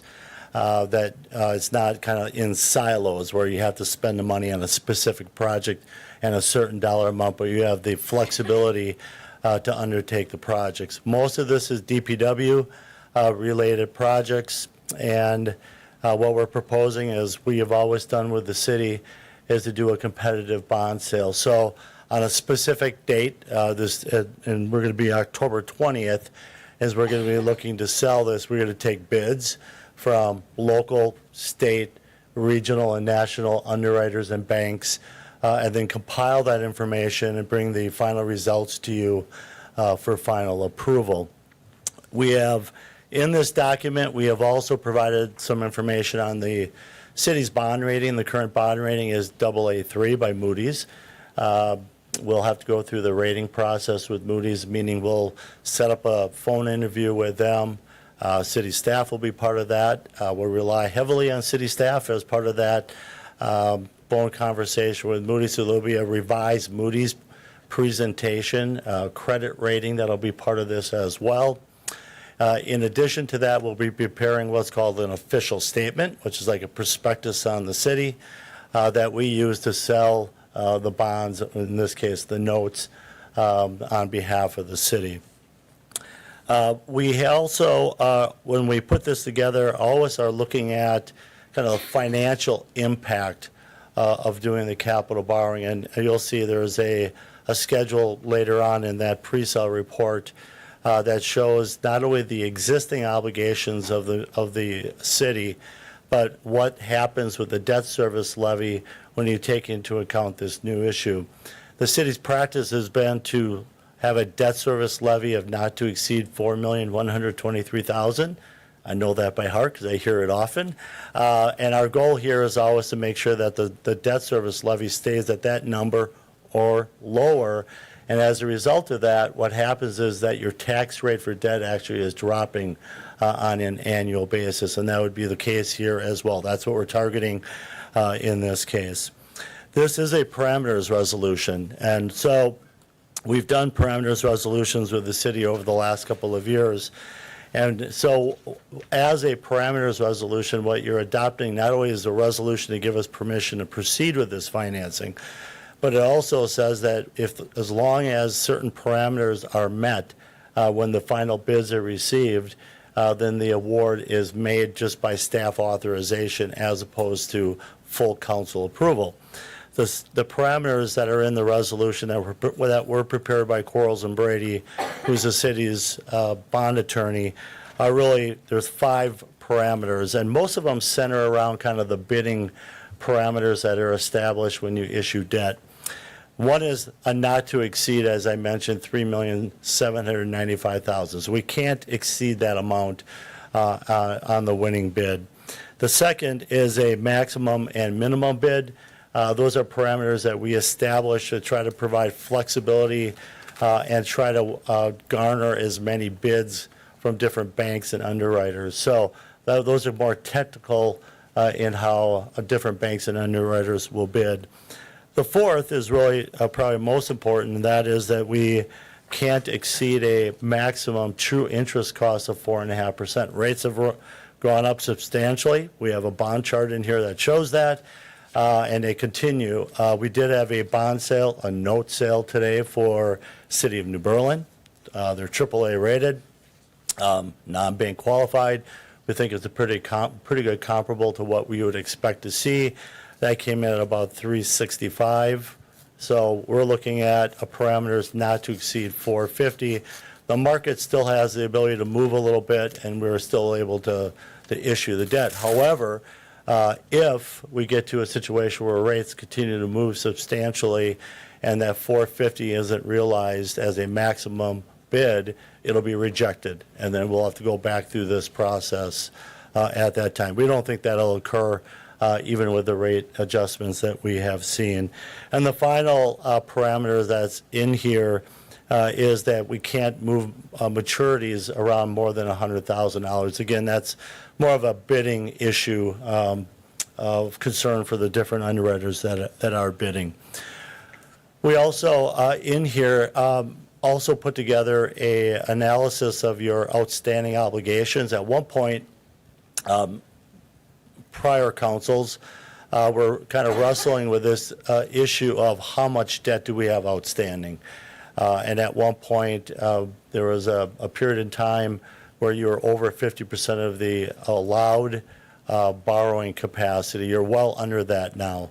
You're at about 43, 44%, even including this issue. So you have pared back on debt over the last couple of years, and that trend will even continue even though you're taking on this issue because you're paying off so much debt annually. So tonight, again, the parameters resolution is what we're looking for to move forward with the financing. And then on October 20th is when we would take bids. We'd have final results. That information would be shared with the council through staff, and the award would be made. And then if everything proceeds as planned, the closing would happen on November 9th, meaning that's when the funds would be wired to the city, and you would have funds to finance the remaining projects that are out there. So that's what we're looking for tonight. Any questions? Does anybody have any questions? It looks like you explained it really well. Thank you. We do have a motion and a second on the table. So if there's no further comments or questions, I think we're ready to vote. You may begin voting. Motion passes 8-1. All right, thank you very much. Thank you. Thank you. So it is 8:30, and this is the point at which former Alder Pat Peckham would tell me that he needs to stretch. I'm willing to keep going if you all are, but I do want to let you all know that we have been sitting here for 2 hours. Looks like we're good. Okay. We're going to continue on. All right, we are on file number 211109. It's a resolution from the Finance Committee approving and adopting the budget for American Rescue Plan Coronavirus State and Local Fiscal Recovery Fund funded projects. This is for Catholic Charities Year-Round Warming Center. I have a motion by Alder Herbst and a second by Alder Watson. Are there any questions or comments? All right, I'm not seeing any. You may begin voting. Motion passes 9-0. Thank you. Alrighty, next up is file number 211109E. It's another resolution from the Finance Committee approving a modification of the 2022 budget for a fencing project. Would entertain a motion. I have a motion by Alder Rasmussen and a second by Alder Herbst. Is there any discussion? Alder Lukens. Thank you. So when this came before Finance, I voted in favor and spoke in favor of it. But I do want to recognize something that one of the speakers said tonight. I realize that this money, other money has already been approved, and this would be a modification. But her comment about use the $18,000 cost of the fence to help house a homeless, I'm not on the task force, but I guess that really struck me, and I wanted to note that because, I don't know where the task force is on any of that, but this is, like I said, I understand money has already been allocated, but I guess I just wanted to comment on that because this is hard. What statement, I guess, does the fence say? So, that's all. Thank you. Thank you. Alder Watson. And I guess to speak to some of the ARPA funds, I think we can do some more projects with regards to homelessness and helping. I mean, currently, I sort of totaled it up before the meeting, but we spend about 36.9% of obligated funds on things to help with affordable housing and homelessness and creating warming shelters. That amounts to about $2.8 million of our allocation. So we still have more, and I know we're sort of concerned about what we are going to do for the water treatment plant, like if we're going to add any funds there. But we still have unobligated funds that I think we could do something.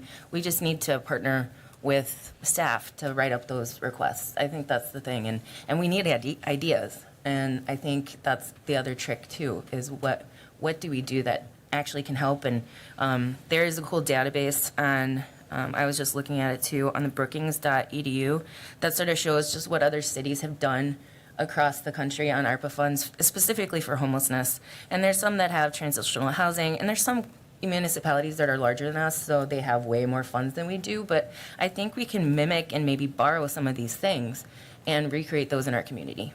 But I mean, I think we're starting, and this might be a safety issue, and it's a budget mod, but I don't think it's I guess I'm hoping it doesn't speak that we're trying to push you away. That's not what we're trying to do. At least that's not what I'm trying to do with some of these things that we're doing. So, thank you. Thank you. Alder Killian. Thank you, Madam Chair, and I just think it does make the statement that we are trying to push you away, because from a functional standpoint, or what is the utility of such a fence? What's the utility of any fence?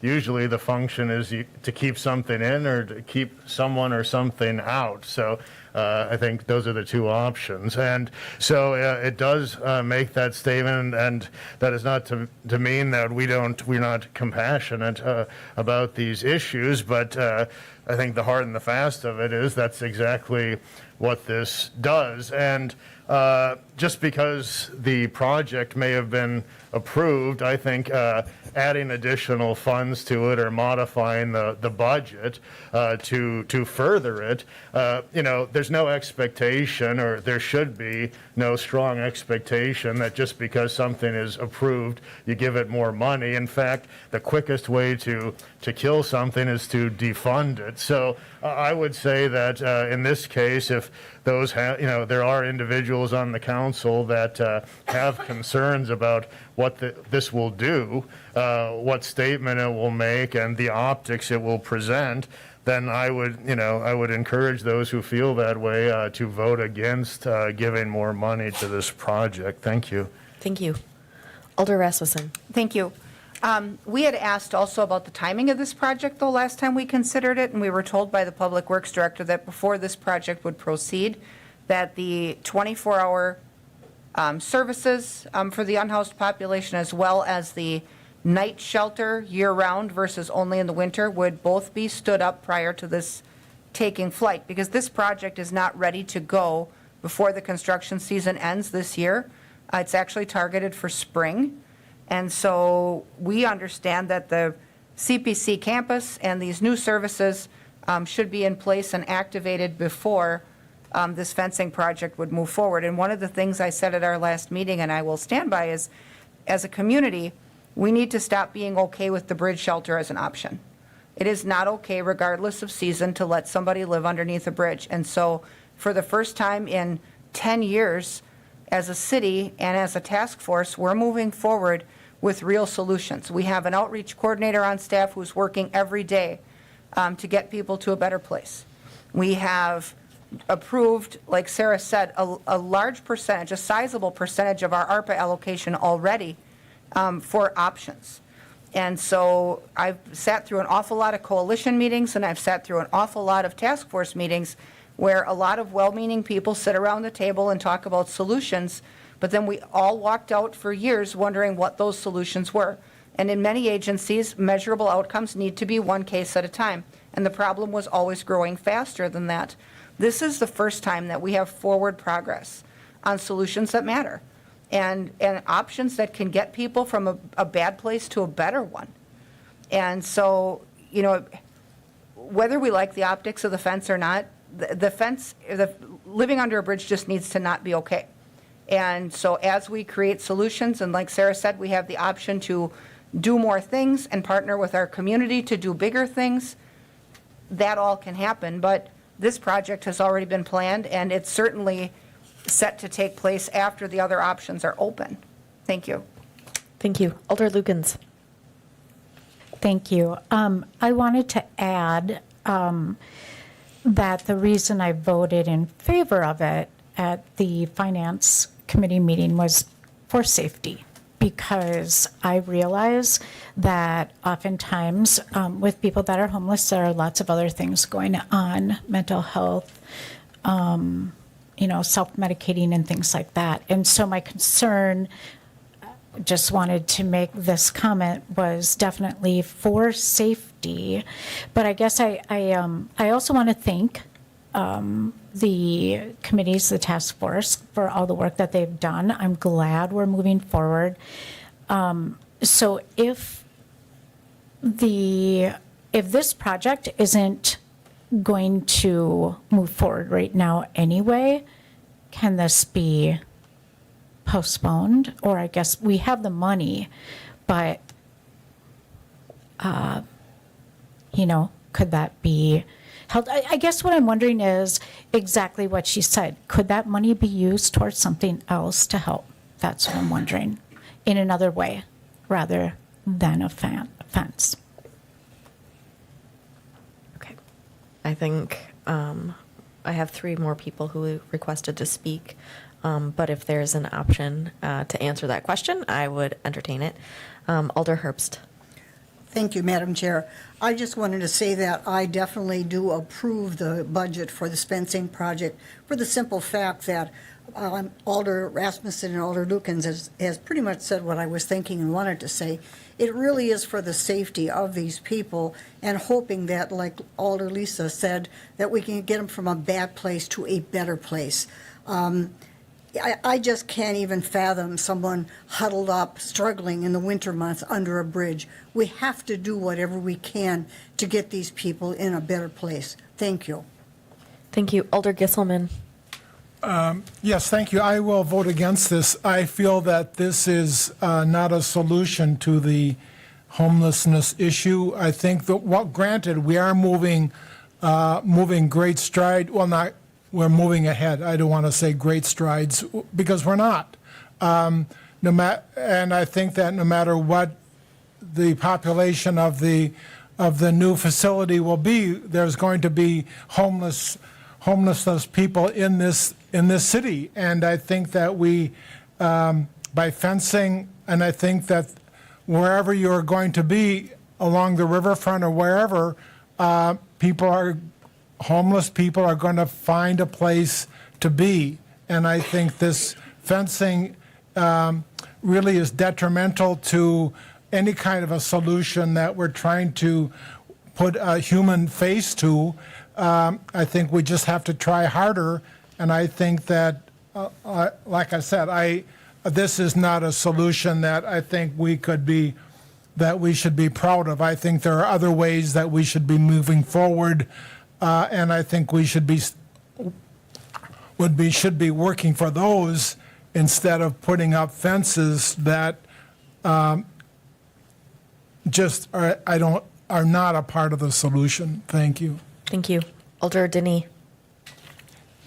I guess my position now is if we are not going to be looking at this until sometime next year, then, and this will be open for the winter, I don't see the rush to do this, and I would vote against it. Okay. I don't have any more requests to speak, but I do see Public Works Director. Yeah, so it's the lead time for the fencing. So we are about 16 to 18 weeks right now out. So we would have to order that fencing to have it ready for next spring. That is, so if we wait till next spring to do this, then we're just pushing that off. That's why we can't do it this year. But but it's late in the year anyway. So, but our lead time is long for materials. Okay. I see the deputy or the chief, police chief is. I'm sorry. You can just call I'm me not Ben. used to you That's all right. wearing It's been a long night. Yeah. I just wanted to say I agree with Alder Gisselman. It's not a solution to homelessness. I don't think it's ever been conceived to be that. It isn't a result of trying to resolve the homelessness problem that we have in our community. It's an option to keep our homeless individuals safe. I personally have been down on the dam when we're pulling dead bodies out of the river because they're falling into the river. So I don't want that to happen again, and that's the purpose of this fence. It is to keep them safe. And if you've seen, and I don't know if any of you have been under the bridge, I'd be happy to take you down there so you can see the deplorable living conditions that are down there. This fence needs to be put up and erected for those reasons. And that's what this is for. It's not about resolving homelessness. I think my department's been at the front of trying to resolve the homelessness issue. We've asked for ARPA dollars for Tracy to be here and serve this community. We've asked for ARPA dollars for the Catholic Charities Warming Center, and that's been approved. And we have more dollars. We have more. I don't know how many ARPA dollars Marathon County has, but they should have some skin in this game too. There's dollars that exist, and I know there's foundations that in this community that would welcome the opportunity to help resolve these issues as well, whether that's living centers or more personnel. But that's not what this fence is about. So I just don't want to confuse that. Sorry, my alarm's going off here. Must be time for me to stop speaking. Thanks. Thank you. Alder Killian.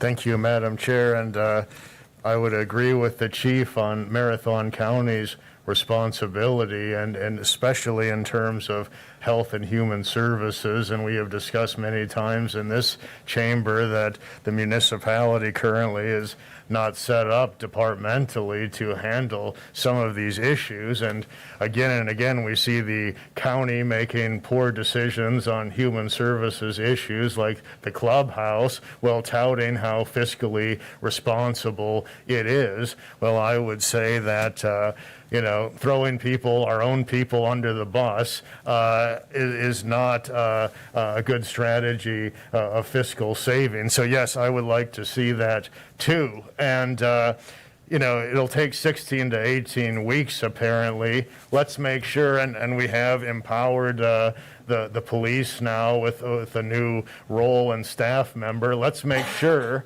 at the end of that 16 to 18 weeks that everyone who's sleeping under the bridge now has a roof over their head, at least the option to have that. Because yes, it is bad, it may be bad conditions, but I assure you this is probably not an elective. No one said, hey, do you want to sleep at the Jefferson Street Inn tonight, or do you want to sleep on the bridge? And they say, hey, let's do the latter. So no, that is not really valid. And I would say Mr. Gisselman, Alder Gisselman, is correct. And it may be about safety, but how much of the river then are you going to fence? Let's get Ehlers back in here. We're going to need a lot of promissory notes if we're going to be using that much money to fence out the homeless. So again, I'd reiterate my opposition to this. Thank you. Thank you. I don't see any other requests to speak, so I think we're ready to vote. You may begin voting.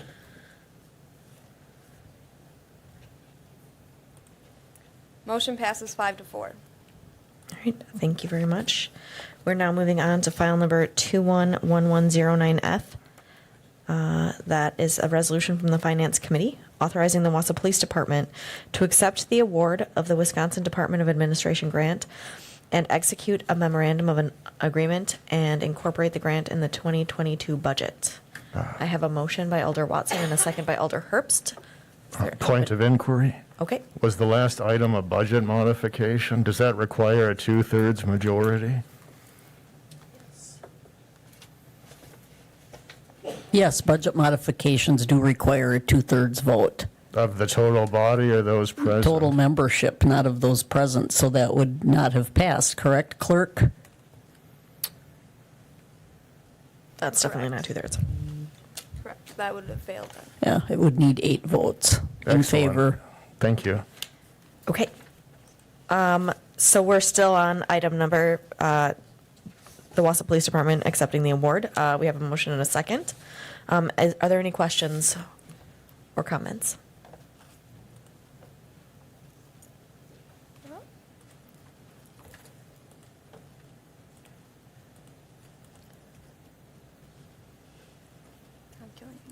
Alder Killian. Did you want to speak? Okay. Yes, if this is the right time. Yep. Okay, thank you. And I was a little discombobulated after my point of inquiry there on the budget mod. So the item we're on now, does this relate to the license plate readers at all that was in the packet? And I do have a question or two for the chief or deputy chief on that. Sure.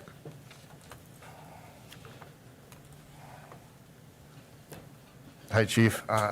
So on this issue, if there's a license plate reader, will it be used surgically when there's a need, or is the anticipated use kind of shotgun just to be reading license plates kind of at will as they pass the cameras? Yeah, so the license plate readers collect every license plate that passes the camera. That data is stored for 30 days. Our role in using that data would be both proactive and reactive. Proactively, if there is a stolen car that's listed in NCIC as stolen, or there's another wanted vehicle, it also interfaces with NECMEC for Amber Alerts. So proactively, we would be alerted to that. We can put squad cars in the area, and arrest people for driving stolen vehicles or find Amber Alerts, those kinds of things. It would also be reactive. So let's say there's a crime that's committed outside the city council chambers, and we have a description of a vehicle, say a red van with a roof rack. We can enter in red van roof rack and find all of the vehicles that have passed those cameras in the last 30 days, and we can try to ascertain, our ability to investigate and follow up on leads and those kinds of things. So those are the two ways in which we'd use those cameras. There are a couple of dozen cities in the state of Wisconsin already using these types of cameras, and they've been very helpful in both of those ways. Thank you. And if there would be concerns, and I have concerns about the dragnet surveillance aspect of this, would the police entertain using it in a more reactive, targeted way, like after there's an incident, or if there's an Amber Alert, to use it to identify suspects rather than just running every Wausonian's license plate through the reader and seeing what you get? Would that be a possibility? I'm not sure exactly what you're asking. The cameras are going to be set up. They're going to read the license plates. They'll store the data for 30 days. We will look at the data if we need to for a reactive purpose, for investigations and those kinds of things. If I want to track Tom Killian, if that's what you're asking, we won't be doing that. We don't have the time or personnel to track you. So. And it wouldn't be a very exciting endeavor for you either, Chief. I'm a pretty boring guy. I guess you would know, but I wouldn't. So that's correct. So there would be no option to, if we're going to approve such funding, make sure that these were used within certain guidelines that, could be worked upon in terms of rules and protocol on a municipal level, where you weren't doing what you just said and leaving them on constantly. Sure. The cameras themselves, they're designed to be left on 24/7, and I think there's the value in them is to be left on 24/7. Otherwise, we don't capture the data to be able to use reactively for investigative leads. We will have policy in terms of using those cameras only for legitimate law enforcement purposes, for following through on legitimate law enforcement investigations, for the proactive things I talked about, interaction with NCIC for stolen vehicles, for Amber Alerts and those kinds of things. So we will have policy. We will hold people accountable to that policy if that's helpful in answering your question. Well, I'm glad there'll be some oversight, and I trust you, yes, that you will uphold all that. I do think that there are increasing privacy concerns, particularly, with digital. So I think knowing that this is kind of a one-size-fits-all only, and there'd be no chance at modifying how it was used, then I'll be voting against this. Thank you. All right, I don't see, Alder Rasmussen. Thank you. Conversely, though, given the fact that every one of us is on camera every day, whether we know it or not, and with the incidents of everything from doorbell cameras to park department cameras to private security cameras, the average person is recorded dozens of times a day as they go about their routine. So, driving through town, this really seems no different. I would add to that, too, that, we already use this technology, ALPR, for our parking vehicles. Every car that our parking vehicle drives past, that license plate's recorded and used for our parking system, too. So it's the same technology. Alder Killian. Thank you, Madam Chair. Just based on my colleagues' comments about, everyone's recorded constantly, and so this is fine. Would there be a plan then in the next few years to integrate any facial recognition software of any sort, or is this kind of where it stops here? I don't have any intentions of using that. I haven't investigated that. I know that these cameras are set up for vehicles and to capture the rear license plate for the purposes of privacy, not to, capture and use facial recognition. But, the future is unknown. There may be value in that in the future, so I don't want to commit today to not using facial recognition technology, but that's where we are today. Well, thank you for that information. All right, thank you. I don't see any other requests. Alder Herbst. All I'm going to say is, if you're a good person and not naughty, you have nothing to worry about. Thank you. All right, I think we are ready to vote. You may begin voting.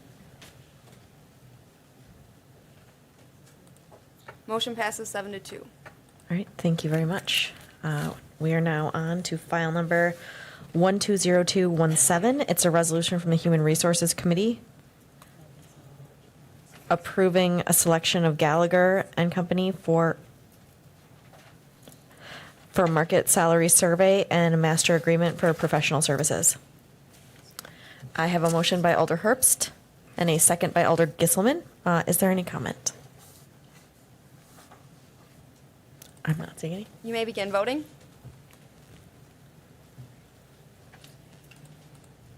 Motion passes 9-0. Alrighty, thank you. Now we're on to file number 220912. It's a joint resolution from SISM and Plan Commission approving of the transportation project plat for the reconstruction of Stewart Avenue from 72nd Avenue to 48th Avenue. I have a motion by Alder Larson and a second by Alder Rasmussen. Is there any request to speak? I'm not seeing any. Oh, Alder Larson. I would just like to say that this stretch of road is in dire need of this, and that there will be nobody will be displaced from their homes with this project. Thank you. All right, thank you. Anyone else? Okay, I think we're ready to vote. You may begin voting. Motion passes 9-0. All right, thank you. We're now, we're in the place where I'm requesting to suspend the rules. 6B for filing. This does require a 2/3 vote. I have a motion by Alder Watson and a second by Alder Henke. You don't get to debate this. You may begin voting. Motion passes 9-0. All righty. So we're on to item number 211109B. It's a resolution from the Finance Committee approving and adopting the budget for professional services related to supplemental site investigation and remedial action options remote from GEI. I think we split this one. Was this the one we split into two? Okay, so the first part that we're voting on, I'm just looking for a little bit of clarification from what happened at Finance. Yes, do you mind? I think they did approve the resolution with a modification to the ROAR thing. Yeah, 1 through 4. Okay, yes, we're approving tasks 1 through 4. Okay, so that's what we're going to vote on now. I see. So Alder Larson, I see you requested to speak. Yes, thank you, Madam Chair. Where will this remediation take place? This is the 1300 Cleveland, right? Yes. Alder Rasmussen. Thank you. This was funding for additional investigation that the DNR requested surrounding groundwater. And so with tasks 1 through 4, it does get that and that PFAS screening done, but it does also hold on the last items on the list, 5 through 8, because at the Finance Committee, we were made aware by Alder Killian that there may be grant dollars available through the EPA for this type of project work. So we held on the tail end of the list, but the first half would get taken care of. Okay, thank you for the clarification. Alder Killian. Thank you, Madam Chair. And this is something that I support in the way that it came through amended. The RAOR has been essentially taken out until a later date. But I think Alder Larson's question raises a good point, and another question is when you look at the agenda item as written in finance compared to how it's written on the Common Council agenda, the address was omitted from the council agenda. So 1300 Cleveland Avenue was apparently inadvertently left off, and the language doesn't really parallel the finance committee item. So unfortunately, while I very much support this, how it came through from finance, and I will continue to support it, I think because it is a controversial and important location, that the absence of the address on the agenda item does pose some challenge in terms of giving the public the ability to actually know what's going on and to be here and attend. We even had some older people tonight that did not know what this pertained to. So I would ask that it's held over until the next meeting where it can be properly agendized with the address. Thank you. Okay, so I do want to note that in the resolution, it does have the address. I don't know if, City Attorney, if you'd like to Well, weigh in. it is in the resolution, but it's not in the agenda, which is the formal notice required by the statute to, I mean, it's probably somewhat subjective whether it's sufficient enough to inform the public of what will be discussed. I can't disagree that if it had said supplemental site investigation of 1300 Cleveland Avenue, it wouldn't have been much more clear. But again, I'd leave it to the body to decide if the majority of them want to refer it to the next council meeting for re-agendizing. Okay. Alder Gisselman. So does Mr. Killian is that a motion to refer back? I wasn't clear if it was a motion, but it was a comment. Yeah. Thank you. Well, then I guess the inquiry would be what would be the appropriate action at this point? Do I seek the parliamentarian or city attorney's opinion on, do you believe this was agendized properly in relation to open meetings law? Would that be the first step to get your opinion? I think that's what we've done in the past, and then I just give my opinion, and then the body can do whatever they want to do, like they did last time, when I thought the matter was sufficient and you all didn't feel that it was. So I don't disagree that it would have been a lot clearer had the address been included on the notice or in the head of the resolution. Even though it's in there, that's not even required under the open meetings law. So, what are you pointing at? Yeah, that didn't either. I know other people had brought that up to me as well, that the fencing project didn't include Scott Street, a description that was for the Scott Street fencing project, but we're past that one now. And So I had objected to that the first time it was on due to the lack of the address, I believe. In the past, historically, in accordance, with what we've done traditionally, like Riverside Park remediation, we've always referenced the site, I believe, in the agenda item. I think had we just said approving funds for REI, no one would really know what that referred to. I think we could probably have done better, and I guess I would have liked to have seen the address in there, but that's just my opinion. Mr. Gisselman. Well, it's not even in the final resolve, so I think it's in the whereas, and between all the elements that it should be brought forth before a public body, it really isn't, and you really have, it's in a whereas, but, so, I don't know, I will refer this back to the next city council meeting so that it can be properly agendized. All right, we have a request to refer to to hold over until the next council meeting. I have a second by Alder Killian. This is what we're discussing now. I see Alder Watson, your light is on. I would like to speak to that. Okay. Yes. Like deferring something that I think is agreeable to probably the neighbors, regardless of whether or not the address was there. I mean, if it's gonna, impede our November 22nd, 2022 grant application, this is a very non-offensive thing to do, of all of the things here. I mean, we're just investigating. Plus, it was on finance correctly, so if a person wanted to watch it or wanted to speak on it, they had a chance today. And also, it is in the whereas, and I just think delay is something that we don't want to have happen. We want to investigate this site, so that's my 2 cents. Okay, thank you. Alder Killian. Thank you, Madam Chair, and, I'm happy to tell you that this delay will cause absolutely no damage to the environmental assessment of this site. Surely, if it would, I'd be the first one, I think, to oppose any type of delay, although I would not oppose a delay that we should be making because we may be violating open meetings law. So really, I think it's kind of moot, and we should not take, just because this may be agreeable to the surrounding neighborhood, there have been so many problems, not just in that neighborhood, but with the city at large, with public participation and things like this.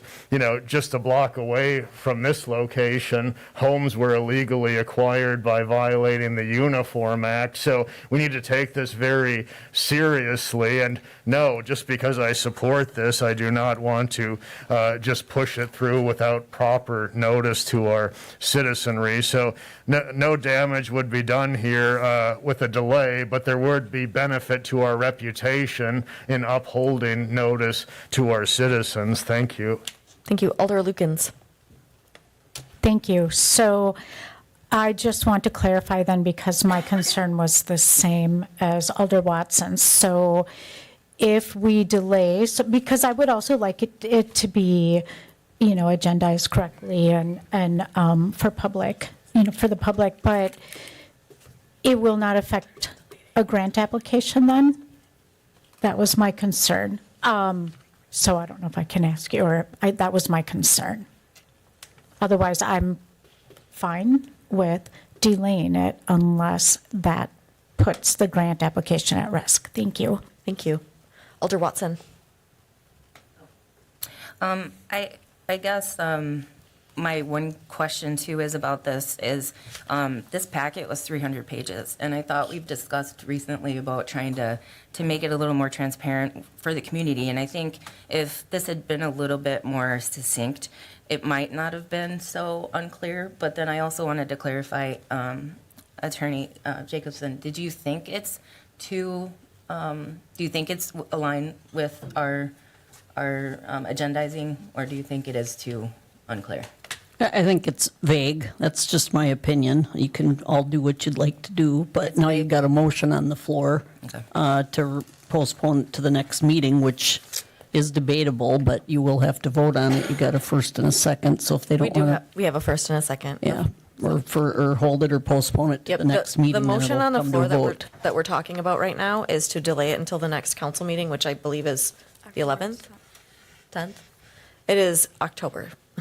So Alder Rasmussen, I see you. Thank you. Part of the motion that was approved in finance tonight also came with the, not only to approve items 1 through 4, but then to issue a directive to the relevant staff that they begin work on pursuing those grant opportunities right away. And so whether or not we pass this, I think that the committee was clear with the staff, though, that we want that work to start like ASAP, because the date is coming. So if a delay on this doesn't impact their efforts and they can start without, then we may as well just wait 2 weeks. Okay. Any further questions? Okay, so what we're voting on is to delay and re-agendize this for the next council meeting on October 11th. We're ready to vote. You may begin voting. Motion passes 8-1. All right, thank you. We are now on to file number 211109C. It's a resolution from the Finance Committee approving and adopting the budget for professional services related to ARPA subrecipient contract and procurement advisory services. I have a motion by Alder Watson and a second by someone yet to be determined. Alder Denny. Did you want to speak? I did. Okay. I'm looking for my resolution. I just misplaced it. Can I quick look? I don't know where yours went. In the second to the last whereas, or the last whereas before the be it resolved, I think it said something about the finance recommended executing a contract with booth management, but it didn't end up in the be it resolved. So if by consensus everyone would agree to put in there that in addition to whatever the financing or budget modification was, that you authorize a contract with booth management consulting and authorize the appropriate city officials to execute that, I would appreciate it. Thank you. Alrighty. Was that clarification made it by you?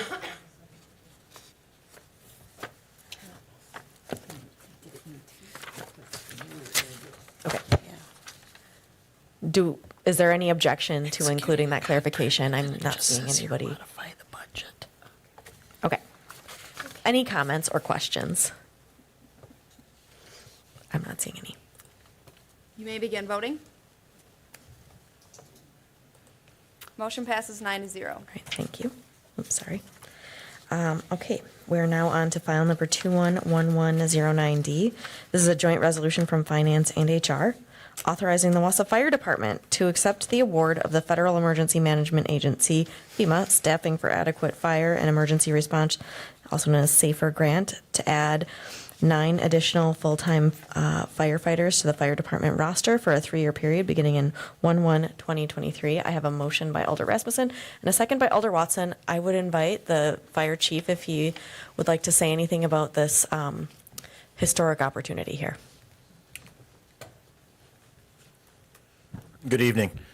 Yes, it is historic. Wausau Fire Department was founded in 1869. We predate the city by 3 years. 153 years, we've continually served this community with a single mission to serve those in need in their time of despair and their time of tragedy. For the last 50 years, our department has lacked growth. No increase in staffing, and quite the opposite, a decrease in staffing. 1970, we went to 19 firefighter on-the-line crews, and today we stand at 18. Somewhere along the line, we had 3 moved over to the admin side. As I was directed, and I made the passionate plea to you last November of 2021, that our people desperately needed help to continue to serve, to continue to meet our mission to serve this community. You heard that. We quickly moved through 3 committees. We went to Public Health and Safety. Human Resources Committee was the one that ultimately recommended the creation of 12 new positions inside the department. And then, of course, it always becomes how are we going to pay for it. And we knew it would be a long process. Honestly, this is a lot faster than we anticipated to stand here 10 months later with the funding for all 12 positions created. So with the support of this community, I'm going to point out Mary Ann Grolt was key to the writing of this grant. Our local firefighters sent it for peer review out to Washington, D.C. for their professional grant writers to peer review our grant. They came back, said it was looking good. A few minor changes. We made those changes. We submitted it. We lobbied Governor Evers and Congressman Tiffany to write letters of support directly to Washington, D.C., to FEMA. They did in support of this grant.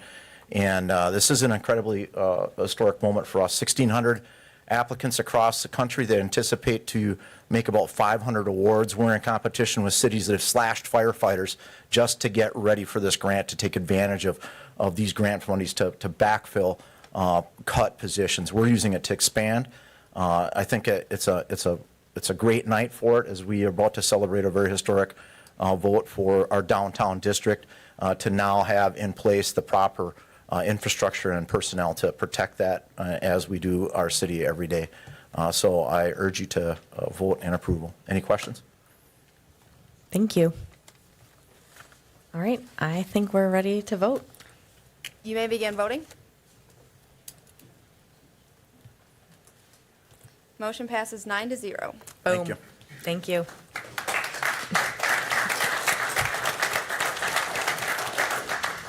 All right. So before we get to the next section, public comments and suggestion. If there's anybody here who didn't talk about what they needed to talk about before, you're welcome. All right, I'm not seeing anyone approach the podium. At this point, I would entertain a motion, but I would need one of our alders to read. Madam Chair? Yes. I have a question.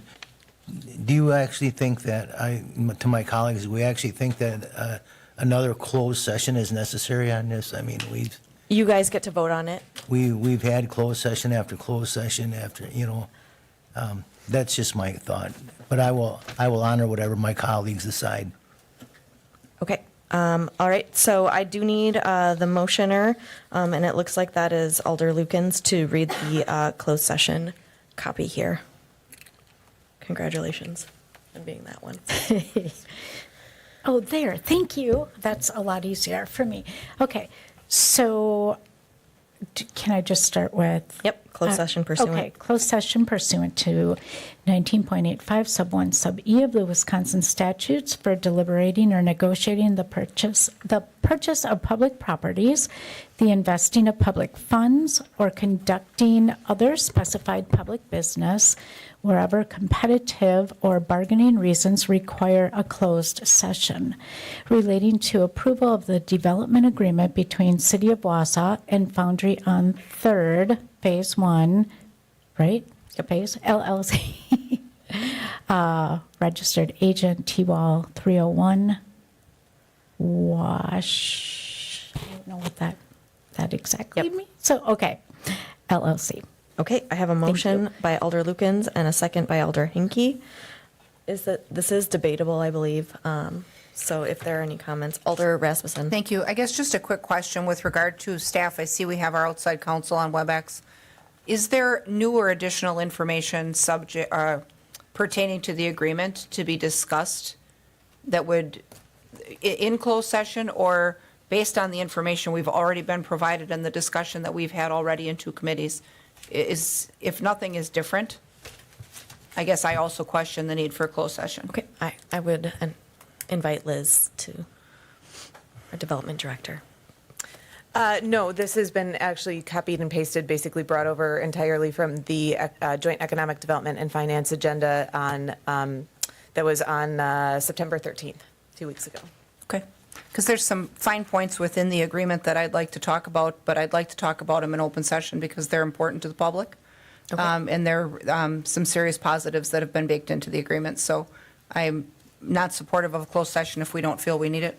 All right, well, we have a motion and a second, and if there's no other commentary, I guess I would invite you all to vote on it. You may begin voting.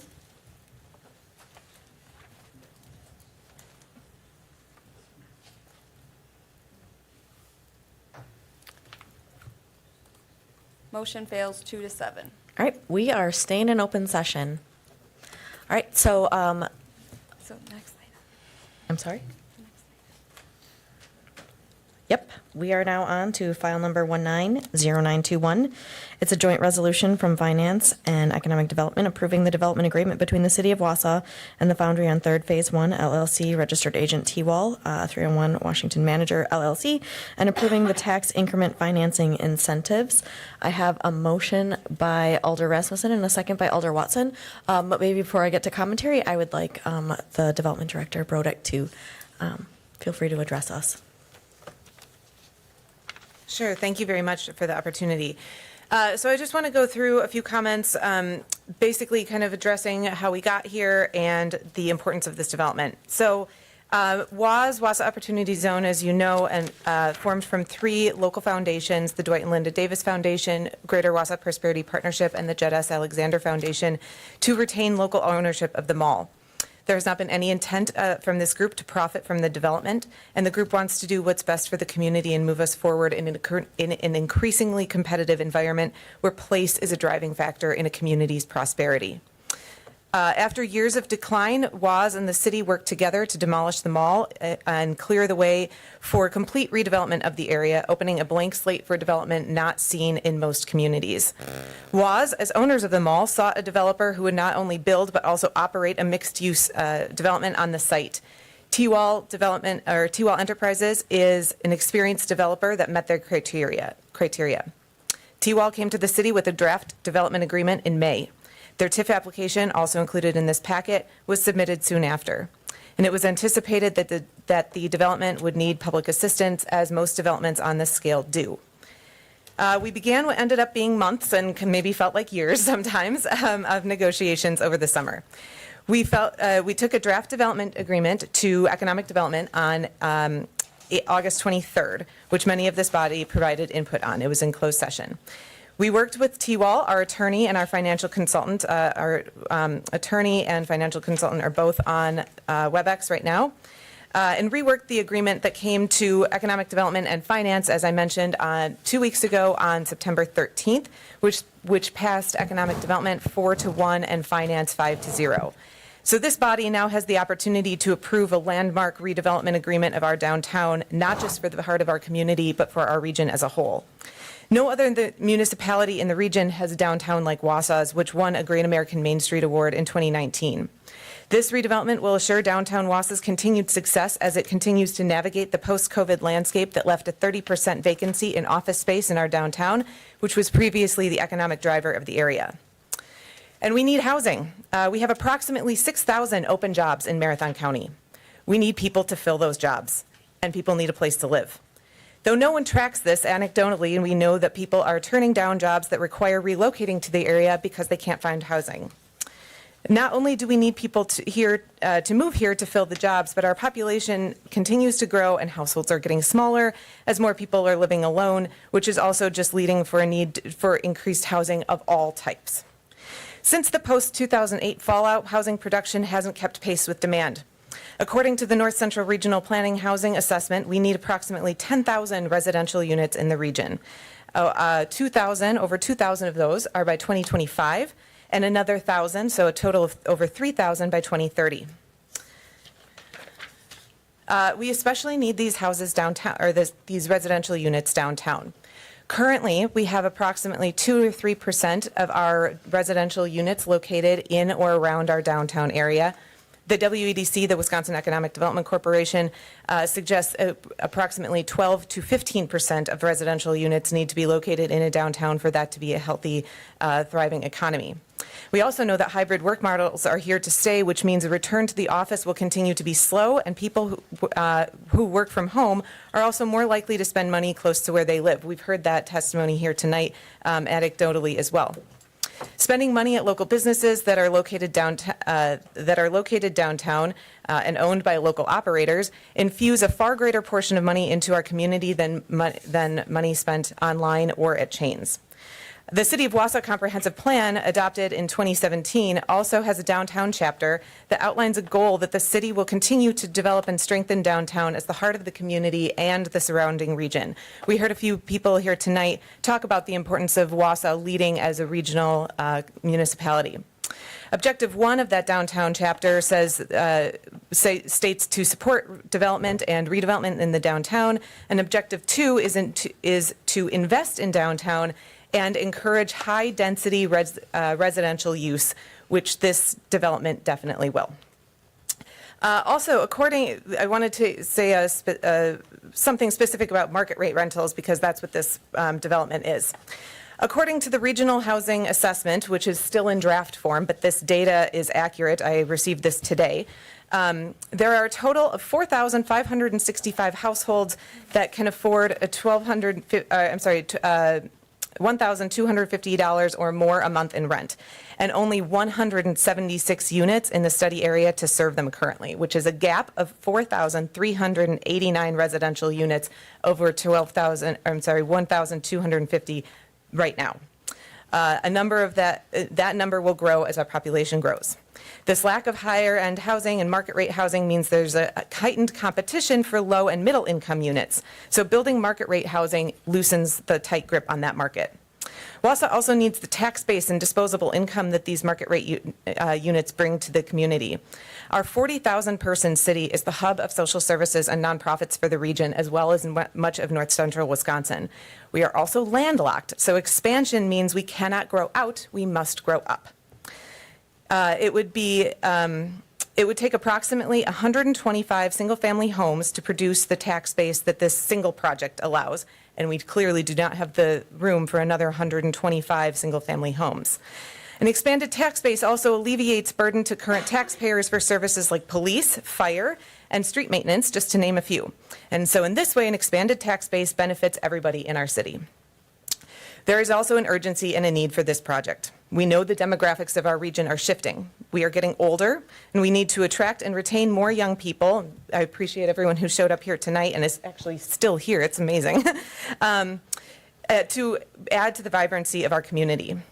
Competition among communities and employers for people is very real. You heard that a lot tonight. People are looking for a great place to live as a primary driver for location or relocation. Employment decisions are being made based on quality of place. When you put Wausau, Wisconsin in a GIS map, as Tim White told you earlier today, you're directed to the mall site. As it sits as the tarmac in the middle of our downtown, this is not an attractive introduction to our community. And if we stagnate, especially in this Kate area, we die. The possibility and planning of this project has already created momentum. People have moved to the community. You heard Tim Parker say it as well, myself included, and businesses are opening. Small businesses are putting their livelihoods and dreams on the line, opening across from the concrete slab because they believe it will be something more. So moving forward with this first phase of development will only expand and multiply that momentum. I also want to speak to some of the points of the development agreement. I think this is a very solid agreement, good for the city and works for the developer. We've looked at different development agreements from all over the state, and we've crafted this one from some of the best practices we've seen and in the best interest of the city.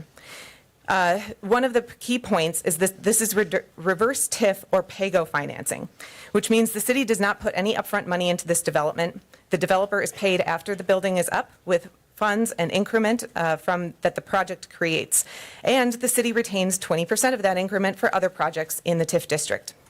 We have the option to prepay in whole or in part, meaning there is flexibility in the payment structure to allow for a faster payoff with city debt if we wish.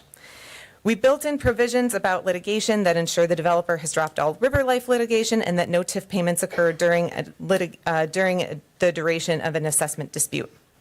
And as a private entity, I would also note that there is no need for city approval other than zoning and public funding assistance. As I stated before, we knew there would be a need for assistance, and we appreciate your efforts as council in ensuring the best possible agreement for our city. The input you've provided at closed session was wonderful and very helpful as we negotiated this final development agreement. So what I want to close with is that this is a generational decision, and what we decide on tonight is a culmination of years of work by dozens of people. All of you in this room have come and gone, and some that have come and gone from council and staff as well.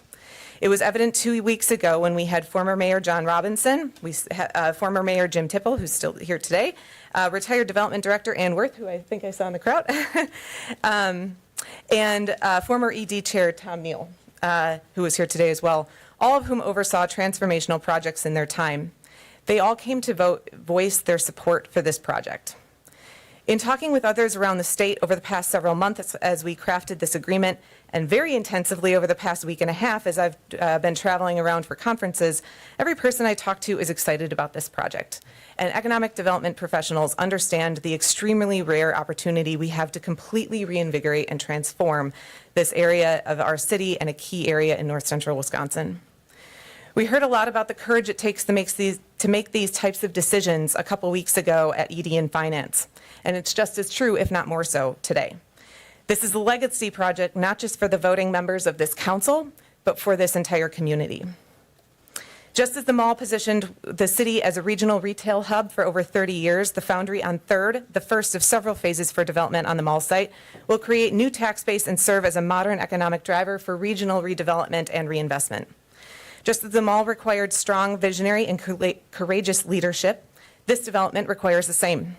I feel honored to have worked on this project, and I hope you do too, and I hope you feel honored to vote on it. I'm happy to answer any questions you have about the specifics. We also, as I mentioned, have our outside counsel and Keith Dahl from Ellers on the line as well. Thank you. So I just want to let everyone know that I will be making comments, but I have to wait until the end because I will be considered partisan, so I'll be waiting until you are ready to vote. Alder Rasmussen.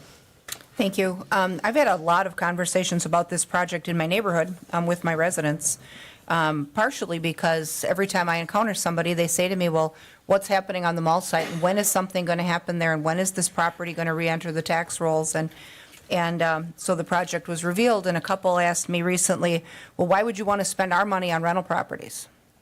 And the answer I gave them was, I don't.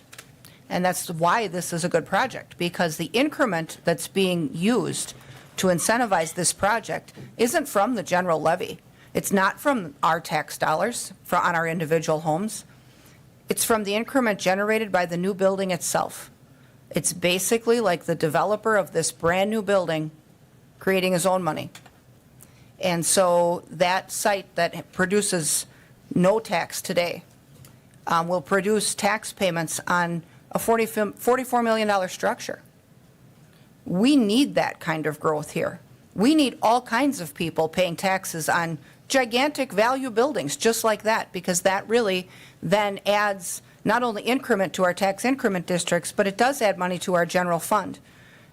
This particular project, the incentive is paid from the taxes generated from the developer's own building. It doesn't get any better than that.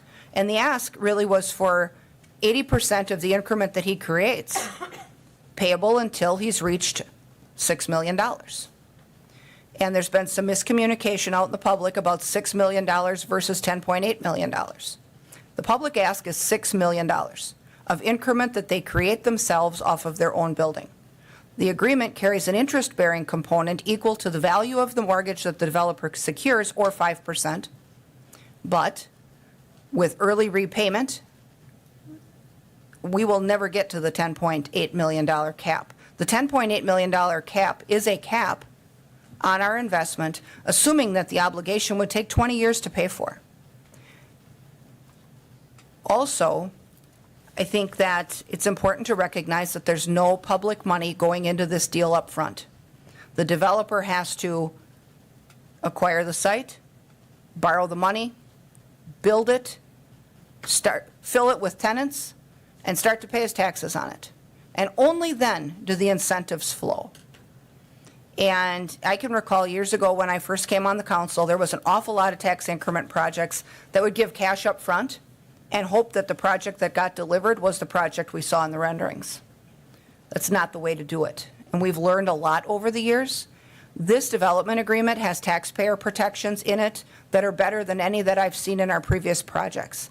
The taxpayer is protected because it's a reverse TID. All of the deliverables are there. The building's up. It's financed. It's paying its taxes. And then the incentives begin. And the incentives are paid with the tax payments that the guy basically makes to us out of his own tax bills. So I feel like this is about as good as it gets. I see that. I think the provisions that have been baked into the contract, both to release prior legal claims and to address potential taxable value disputes, which are allowed by state statute, those protections are huge for us. And they're huge for our taxpayers. Feedback that I've received over the last couple of months on the project has been overwhelmingly negative or overwhelmingly positive in an environment that could have been negative. And so I've talked with a lot of residents in my neighborhood, and those discussions, people are supportive of progress. They want something happening. They want forward momentum. And they also recognize they work for employers who are struggling to get people, and they know that if people don't have a decent place to live, they're not coming here. And I've heard from many business owners and employees of local businesses that they're struggling to find staff. And this is one way that we can start to help that along. And so I'm happy to support this project. I think that, first, I thank the public for the patience that they showed us while the negotiations were in progress. It was not easy.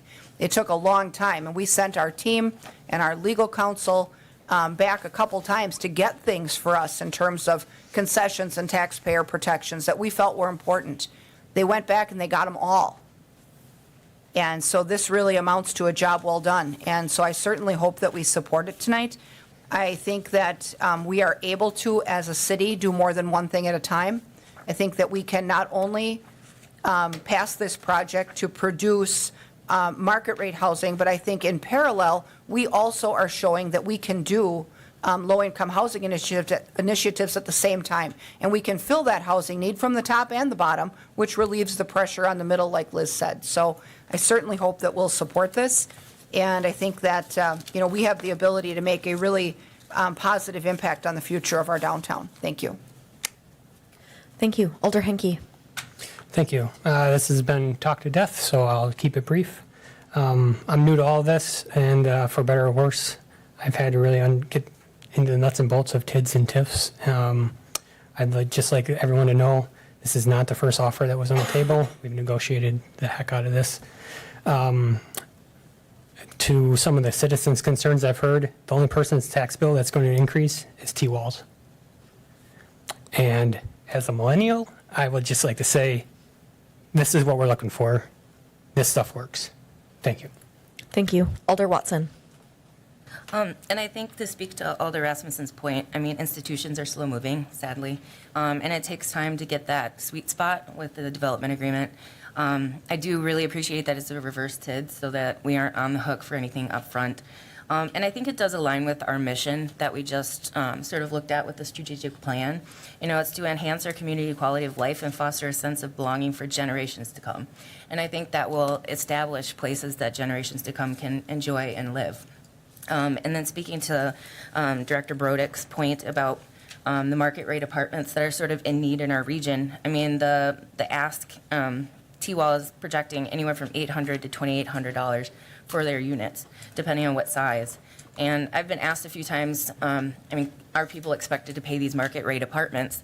And if they can't, the market will adjust. That's the key to supply and demand and market rate, right? So it's not a fixed amount. If they can't get filled, they're going to get adjusted. So I hope we do approve this going forward. Thank you. Thank you. Alder Killian. Thank you, Madam Chair. And first, I'd like to say that, thanks and convey appreciation for all the citizens who came here tonight and in prior meetings and who sat through hours of this meeting tonight to wait for this discussion. Public feedback is the most important part of legitimate governance, I believe. And I hope coming out of this that, even though there may be different opinions both on the ground and in this chamber, that we're not balkanized in a pursuit moving forward to really support and help our community collectively. So it was not with lightness that I took any of the opinions in support of the project. I've fielded others that were not as supportive, and I think both in good faith, those sentiments were done in good faith, and I respect them both. I feel like part of the issue, and I think it was a disservice to those who both support this and who have not been as supportive of it, I think, was the process and the way that the timeline unfolded in terms of both the council and the general public becoming aware of the terms. And I think if there's a learning lesson or a coachable moment here, it is that we should not be holding information back with the council or the public until it seems like, hey, the temperature's right enough now that we may get this passed. I think with greater transparency moving forward, I think we could see a lot of these intense differences perhaps be smoothed over if we're getting information as we should. And part of this in relation to kind of Wausau history was the mathematics for me. Now we're being told that, hey, here's a $44 million development. I mean, by what metric? Really. So if you look at the development agreement, actually the minimum assessed value is $24 million. So really that's what we're assured of with an assessed value contractually. Maybe more, it's not going to be less, but that's pretty much the assurance we get. Now on the $6 million principal with the $4.8 million interest, that is $10.8 million over 21 years, and my colleague said, we're never going to get there with the 10.8 million. Okay, then remove it. So if we're only going to get to 7, let's cap it at 7. If it's going to be 6, let's cap it at 6. It's in there for a reason because that's possible, over that time frame. And when you look at the numbers next to one another, so the 10.8 million with the minimum assessed value in the agreement, you're really looking at 45% involvement. That's what those numbers would indicate when compared, next to one another. And really that's fairly unprecedented here in town. So that was a concern for me. And I'm also, and we heard it today in some of the citizen comments, that this is the first step of many. This is the first phase of many. And, I have heard that, and I was also on that front concerned about the information disclosure because, apparently we have plots, of future condominium development that were circulated around City Hall. They weren't given to the council or the public, and I think that's problematic because how can we deliberate in a very thorough way when we're not even being given the available information about what's around the corner? And that's both from a development perspective and from a public finance involvement perspective. So, it begs the question, if it's 10.8 million on this and there are several more phases, then how much are we actually buying into tonight? Is it going to be 5 to 10 million per block? We just don't know. And I think that's concerning, and I feel like strategically it may have been a reason this came in bite-sized pieces, because incrementally the public may accept that, but if the city had said in total you're on the hook for 20 million, 40 million, then that would not have been received well by the public. So it is not that I don't value all of the contributions and input of everyone who is here tonight or those who were supportive in the community, but objectively on a quantitative front, that concerns me. And I'd just like to say also that, in the past and moving forward is good. Hopefully we will continue to do that. But, Wausau Insurance learned a lesson from JWT, essentially, when Wausau Insurance had kind of a Napoleon complex, and their advertising agency said, hey, embrace who you are. Embrace Wausau. You're a small town. People love it. And they did love it. So there is value in authenticity, not just in marketing, but in government. And lastly, I'd like to say that I am not opposed to such developments by the private sector, other than things like permit and code where there should be appropriate government involvement. If this was privately financed and planned, I would have no issue with it, but it is not. It is funded with millions and millions of dollars of public money. And so I believe that with scarce resources, we should be focusing on more pressing needs. Thank you. Thank you. I think I kind of ferreted out a couple of questions in there, and I'm wondering if maybe Keith from Ellers would be willing to talk through a little bit of the financing as it relates to that interest payment and also the principal. Would you mind maybe explaining that? Thank you. You might be on mute, so one moment. At least you're on mute to us. Sorry, we have a technical thing here. It's not your problem. I think it's our problem. Oh, it might be your problem. Do you hear him? Okay, so apparently folks on WebEx can hear you. We just can't hear you here in the chamber. So one moment.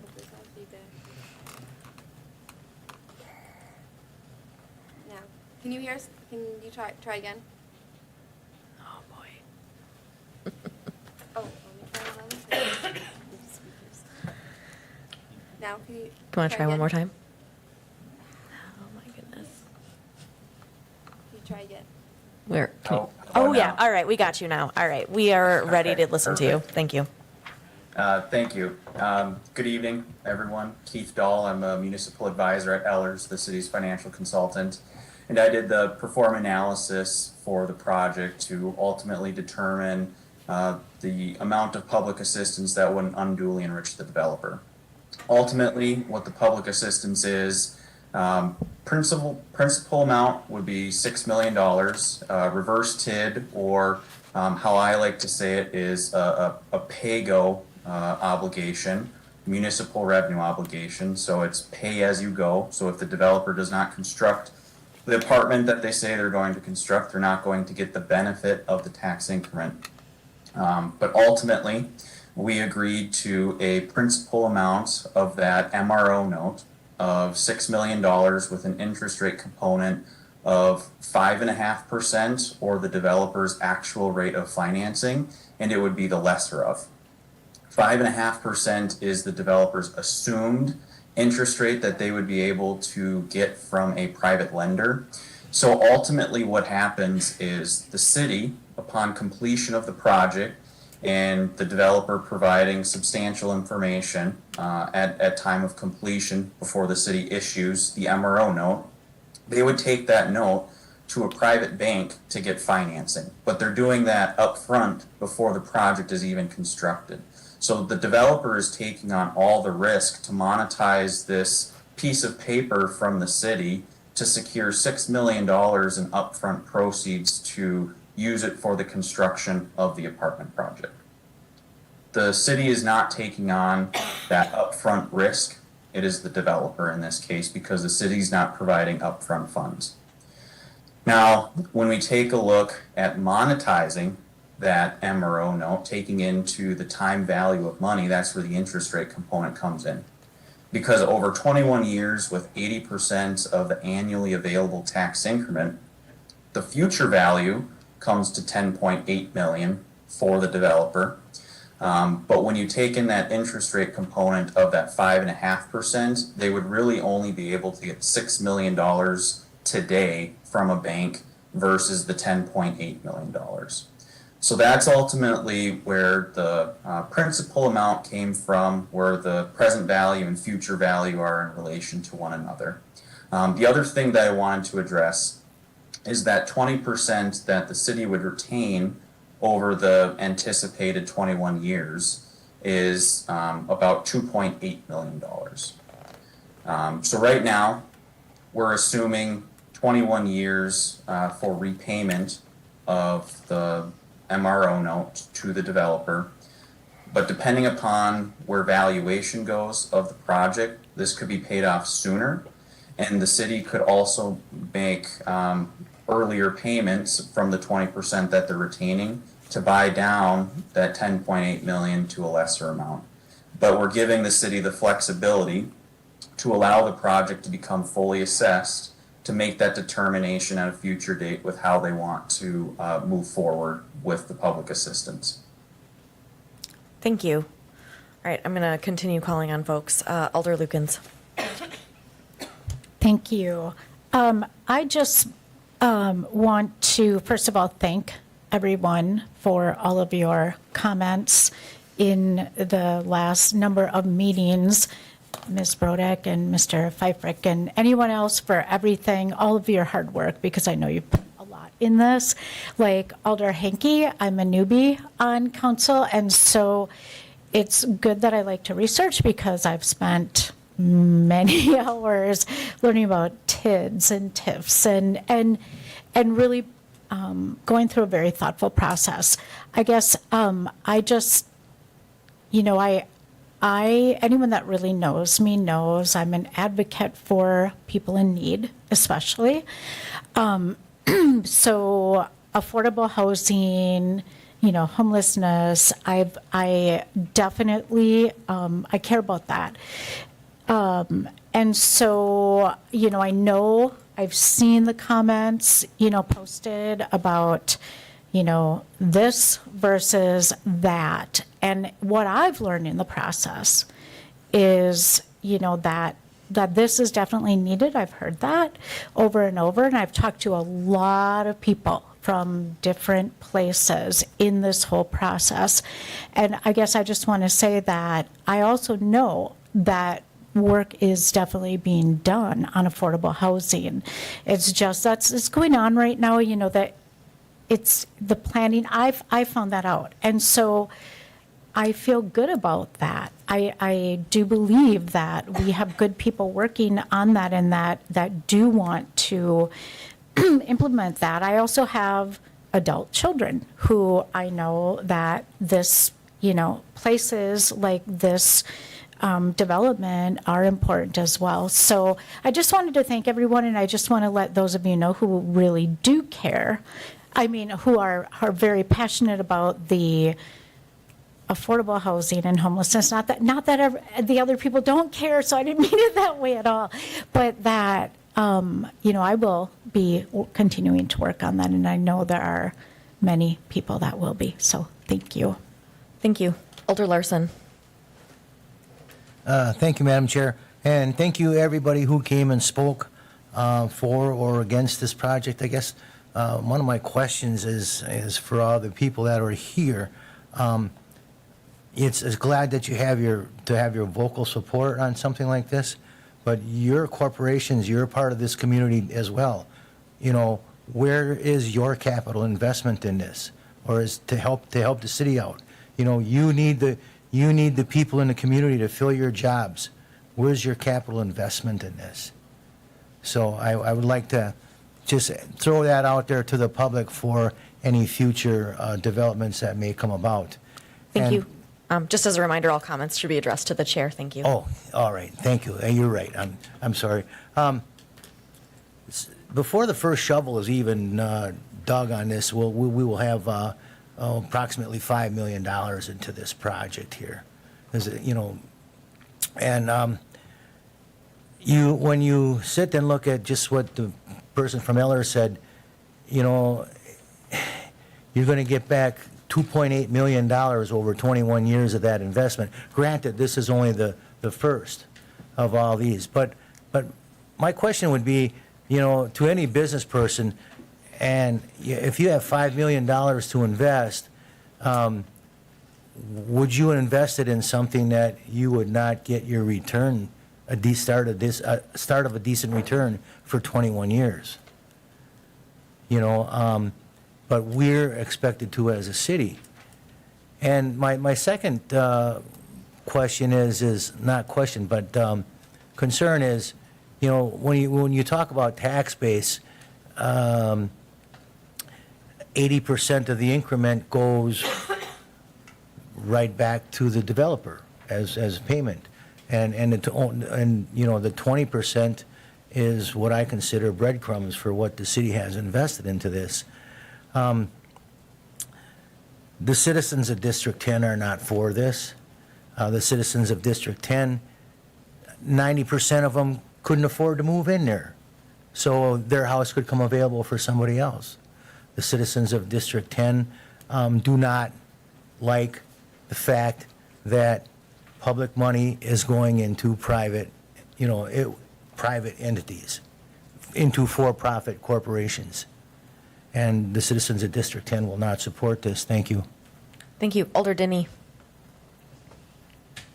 Thank you. And I'm also grateful for the speakers we had tonight.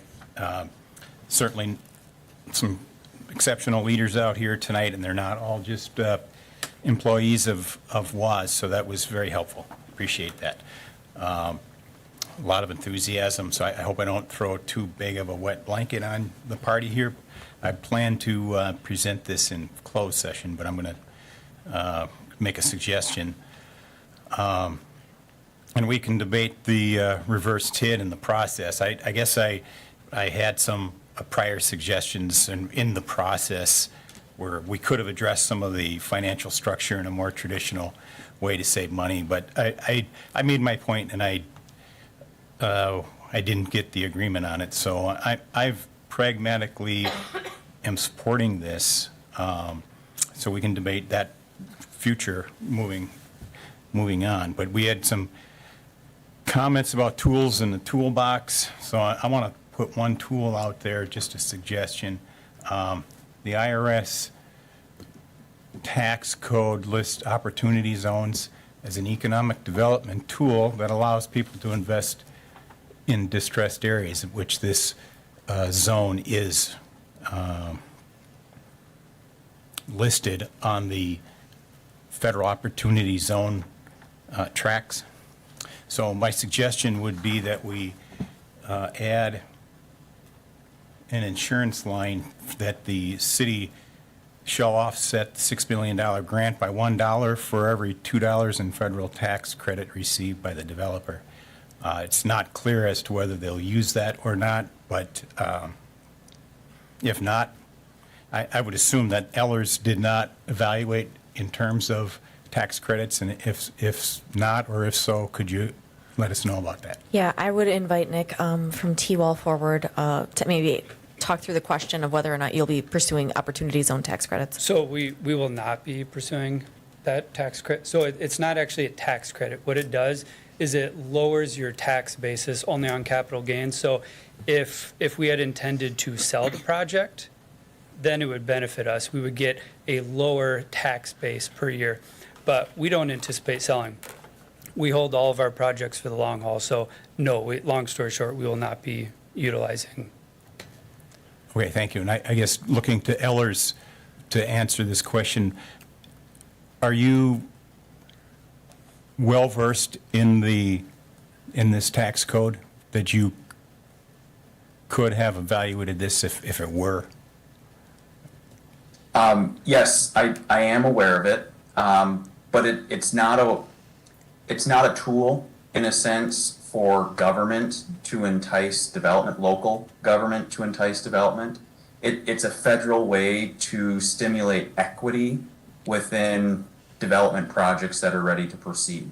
So it's a tool in the toolbox for a developer to access the necessary capital from investors that they need to fill that equity within their project to move it forward.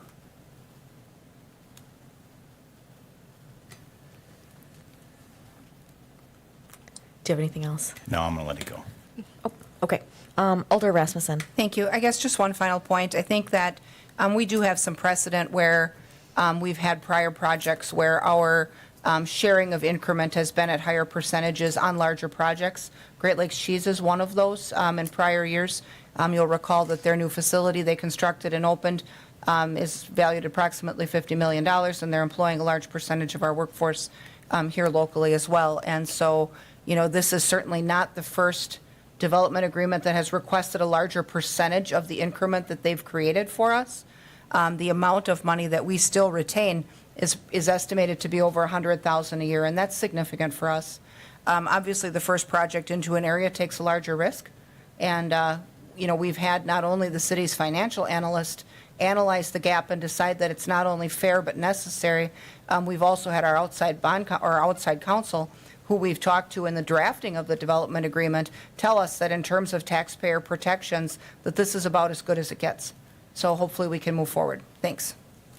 Thank you. Alder Gisselman. Yes, thank you. A great debate this evening, but I still remain hesitant about supporting this project. I think that several points have been made already this evening with regard to this is the first step. What's step 2, 3, 4, and 5? I'm hesitant to be leading the city down a path that we're setting a precedent for this evening, and I think that, and I know that each city council will be taking a look at each individual one, but what I'm hearing from my constituents, from the people in my district, I think they're really hesitant about spending or assisting this private development with the city. If the city wasn't assisting, we wouldn't be here tonight. So we have to realize that there is city assistance, and for this high level of market rate apartments, I'm really hesitant, and I know I see the need for housing. Of course, we know that all kinds of housing, but as I go through these next year, serving out my term, I am really hesitant about these kinds of developments that I think are high end and really don't serve, I don't think, the good part of the city of Wausau. Thank you. Thank you. Are there any further questions, comments, needs? Okay, I'm not seeing anybody, so I'm going to take this opportunity to talk through maybe this process that's been a long way. It's been going on for longer than I've been here, longer than Liz has been here. I thought a lot about what I would do if I was sitting in your seat, how I would feel, what I would need in order to decide how to vote here.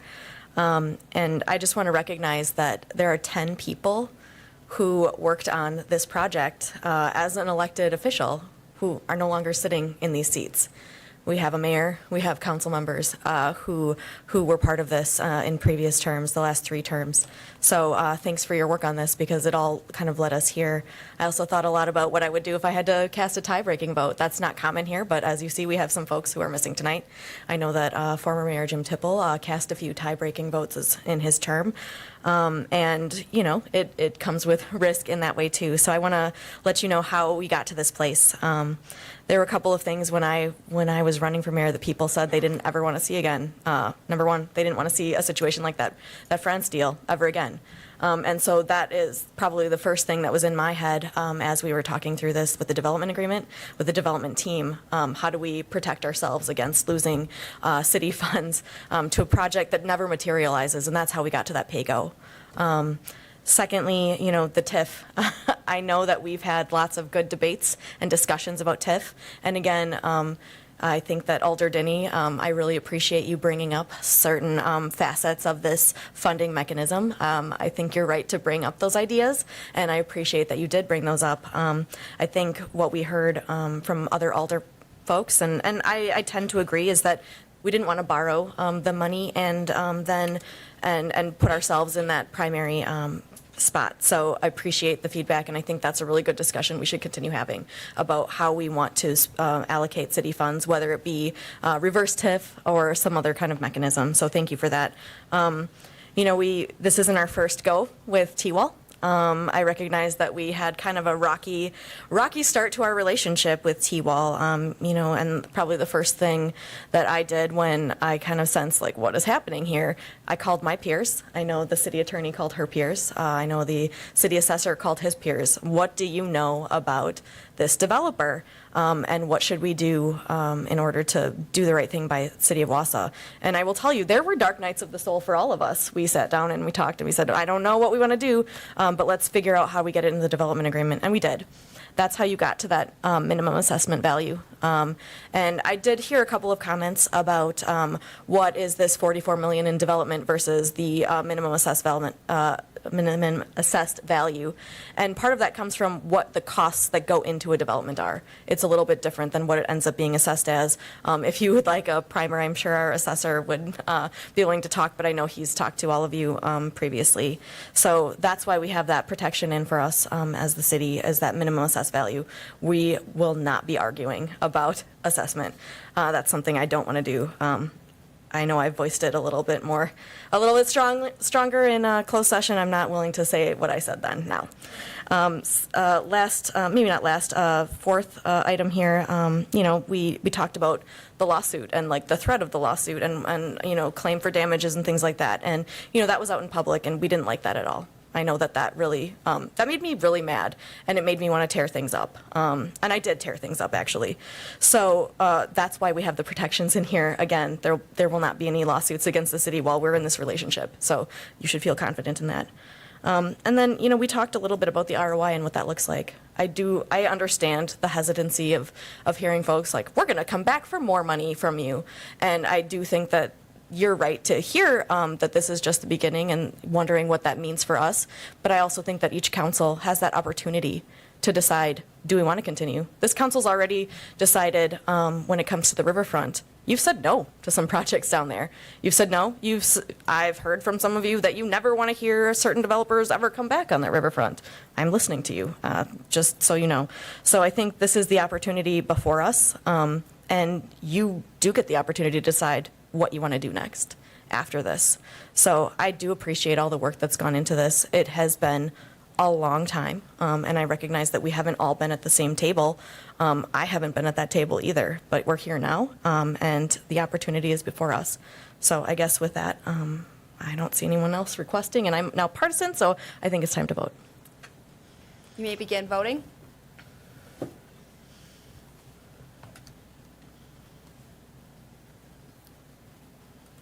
Motion passes 6-3. All right, we are not done. I know you've been sitting here for a while, but we have one item left on our agenda, It is file number 190921. It's a resolution from Plan Commission amending the general development plan at 301 and 411 Washington Street to allow for a mixed-use development with underground parking, commercial on its first floor, and apartments above in a planned unit development zoning district. I have a motion by Alder Henke, and I have a second by Alder Watson. Is there any discussion? I'm not seeing any.